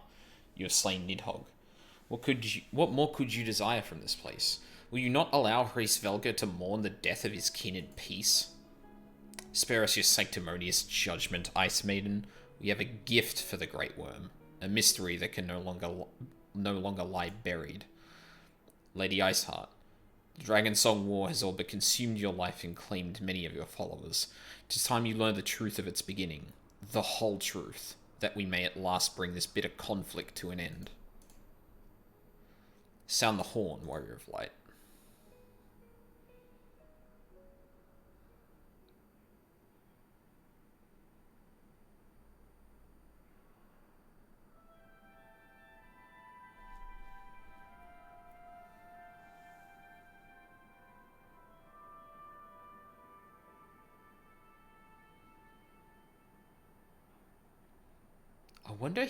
I wonder if Hraesvelgr summoned Nidhogg using his eye.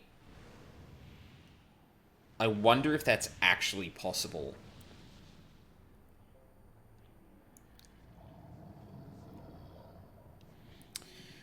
You know why we're here, buddy.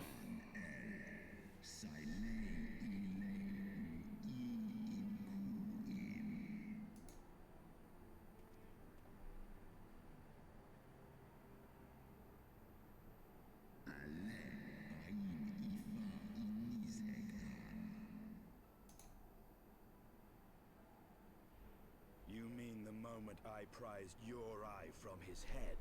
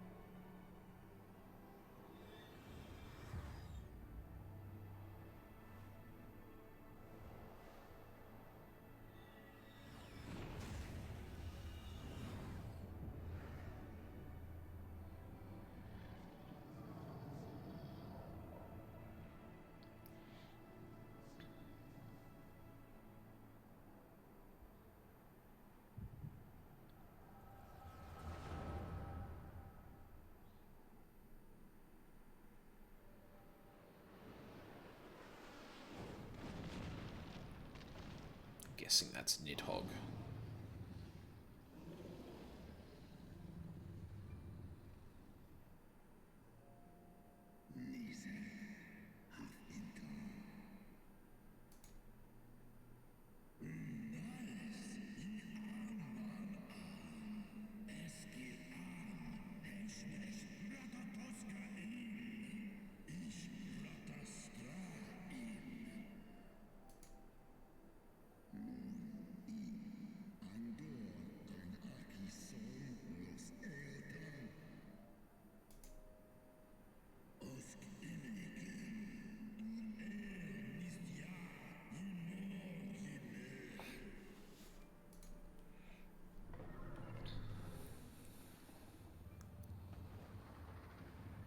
His eyes were torn out. That was a bit goofy.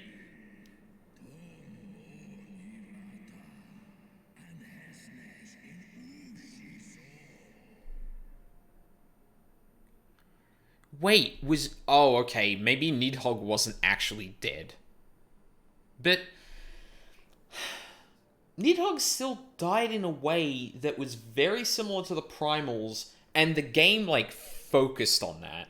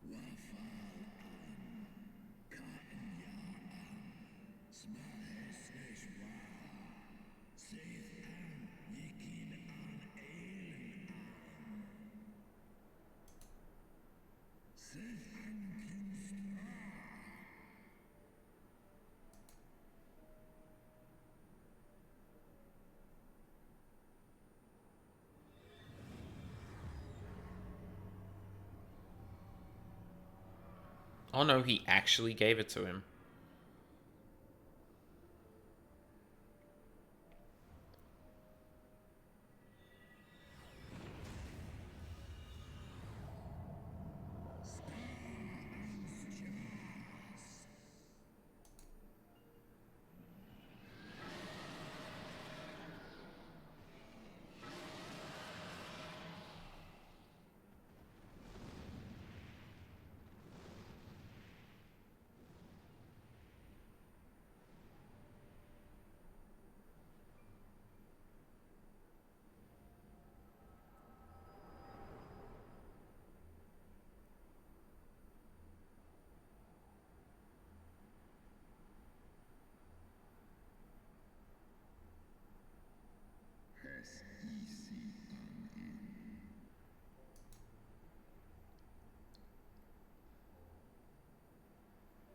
It was yours.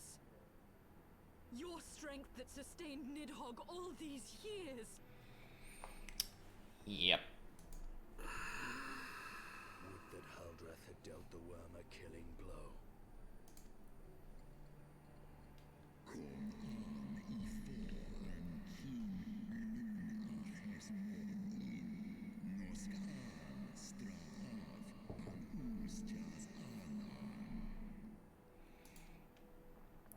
And so you acquiesced.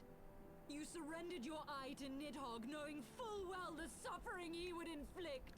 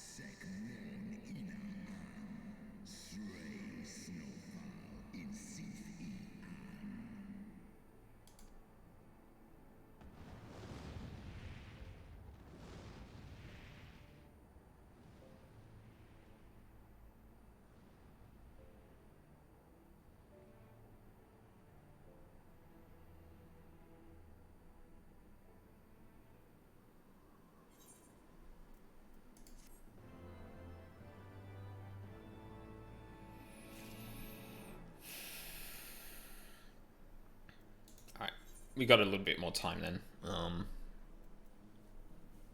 Stinian is frustrated by yet another mystery. Okay. Though he lifted not a single claw, 'twould seem that Hraesvelgr wreaked his own manner of vengeance against us.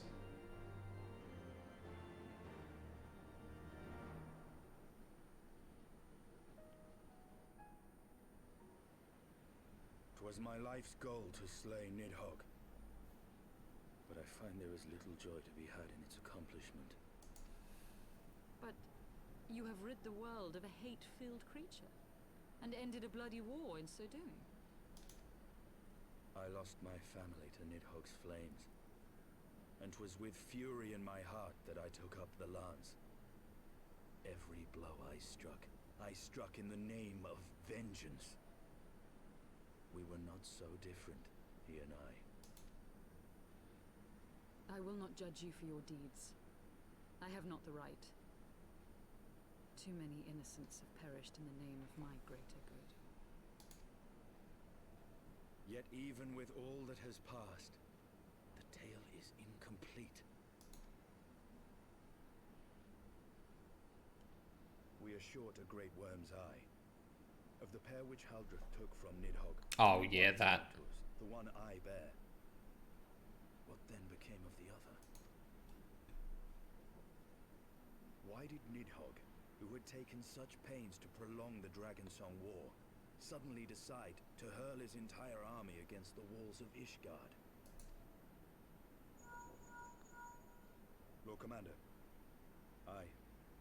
The deed is done. Nidhogg is slain. What? In the city? A battle with whom? At once, Lord Commander. Hold firm till our return. Oh shit. Fighting has broken out in the city. Lord Emmerich was sparse with the particulars, but it seems some commoners threw open the gates to a force of heretics. I gave no order to attack. Are we to mark the end of the Dragonsong War by spilling the blood of our own? Mayhap Hraesvelgr was right about us. Mayhap. Let us away, warrior of light. The people must be saved from themselves. Wait! I would join you! There has been enough violence. I will appeal to my people in the city and make them see reason.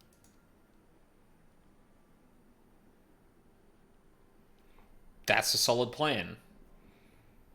Although, Lady Iceheart, let us write the final chapter in this damnable war. I get the feeling that, her words will fall on deaf ears.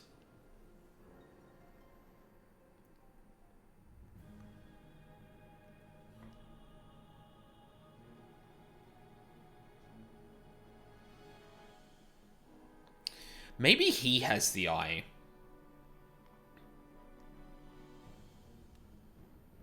He demonstrated a power we never saw. Has invaded the city, Your Eminence. But there is no cause for concern.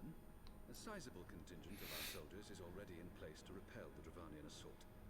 And the intruders will soon find themselves outnumbered and outmatched. Our plans proceed apace, then? Yes, Your Eminence. This unrest shall serve to feed the people's fear of the heretics and the dragons both. Interesting that the Archbishop has the same name as the King.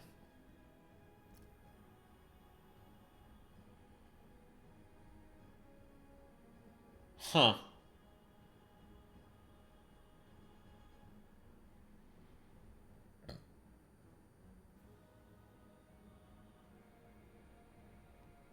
Because at the end of that cutscene, it seemed like the four houses were going to rule Ishgard.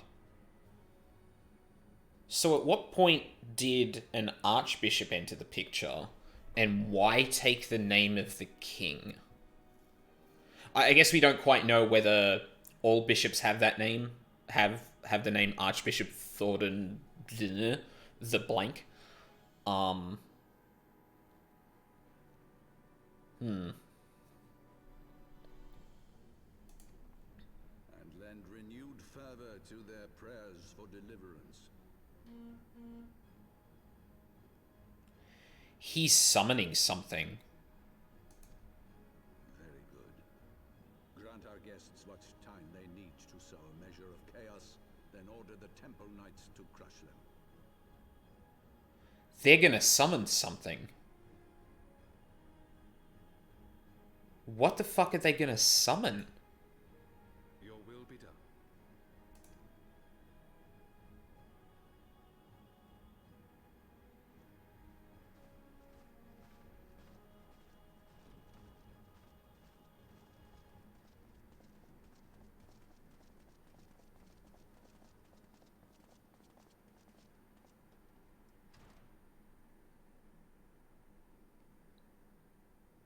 Assume this is where the Ascians come in. Right on cue. The moment is at hand. Laha Brea.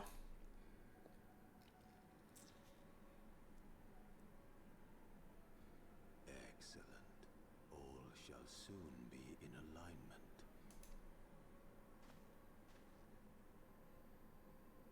It is time for the bringer of light to die.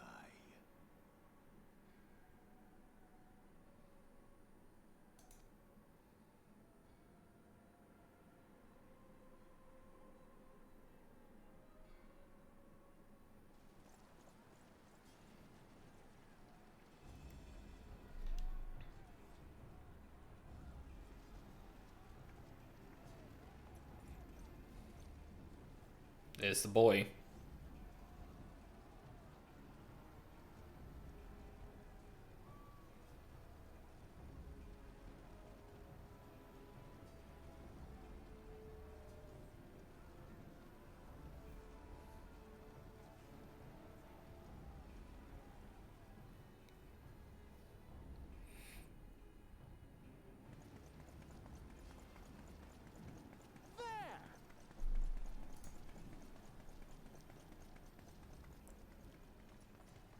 Comrades, sheathe your swords. There is no need for further bloodshed. My lady! She is come.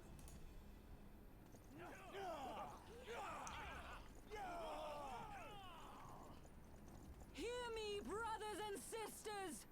The war is ended. Nidhogg is no more.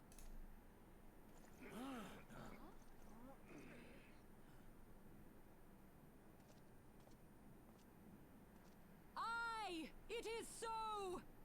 This adventurer and the Azure Dragoon laid the Great Worm low.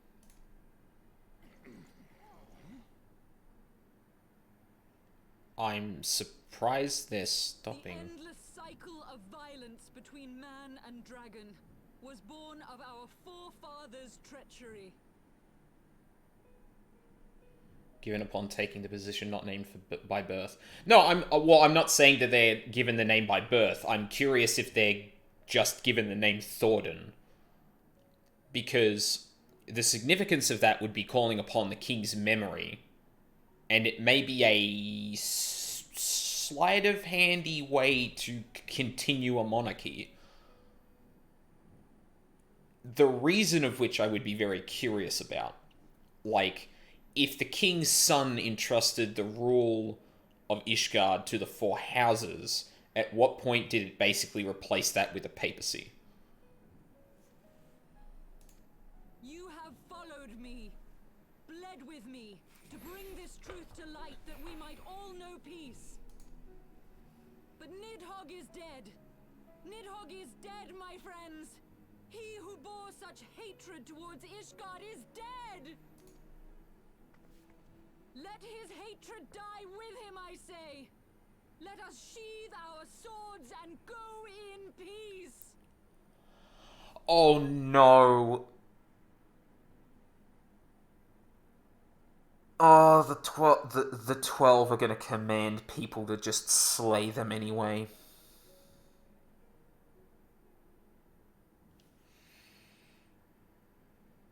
if I were to guess. That would bring about despair right about now. No, my friend. Far from it. At long last, the peace for which we have so desperately fought is within our grasp. And I, for one, would not forsake it.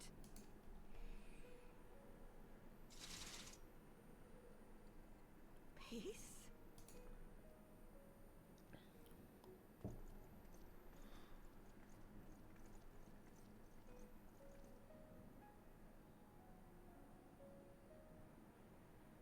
That didn't... Seize the witch! Let none escape!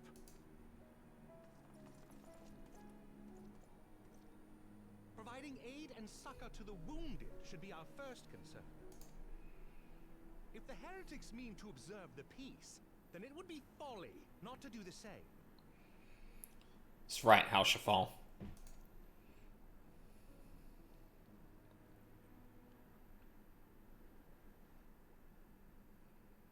I can see why people like Halshafal now. Well, I mean, I already saw it, but I continue to see it more and more. That was rather too close for comfort, but it would seem that calm is returning to the streets. My mind, however, yet clamours with 1,000 questions. Return to Ishgard in the oddest of company. You return to Ishgard in the oddest of company, my friend. Yeah. I do be like that. It's true.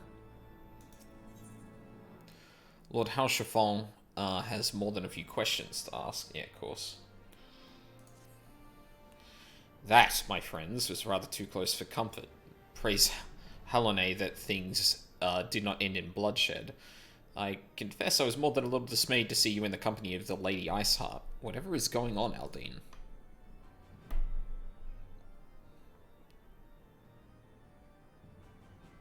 Beg pardon? You travelled to the Churning Mists together? Along with Estinian? Never was there a more unlikely alliance. Nor one so magnificently effective. Nidhogg dead, the heretics pacified. Father and Sir Emmerich must know of this. Let us break the news to them together. I will bring Sir Emmerich to Fortolf Manor. Yes, an excellent suggestion. Very well, Aldine. I shall await you here. Await you there.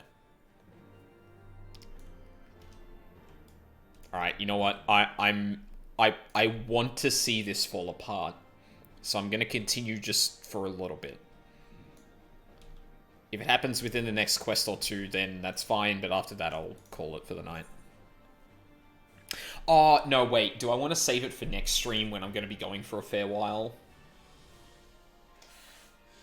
No, I am going to do that, because tomorrow night's going to be a long stream, so... yeah, I'm going to finish up there then. Well, we certainly learned a few things.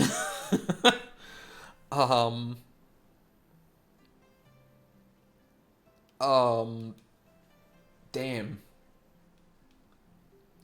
I, sure did, yeah. I'm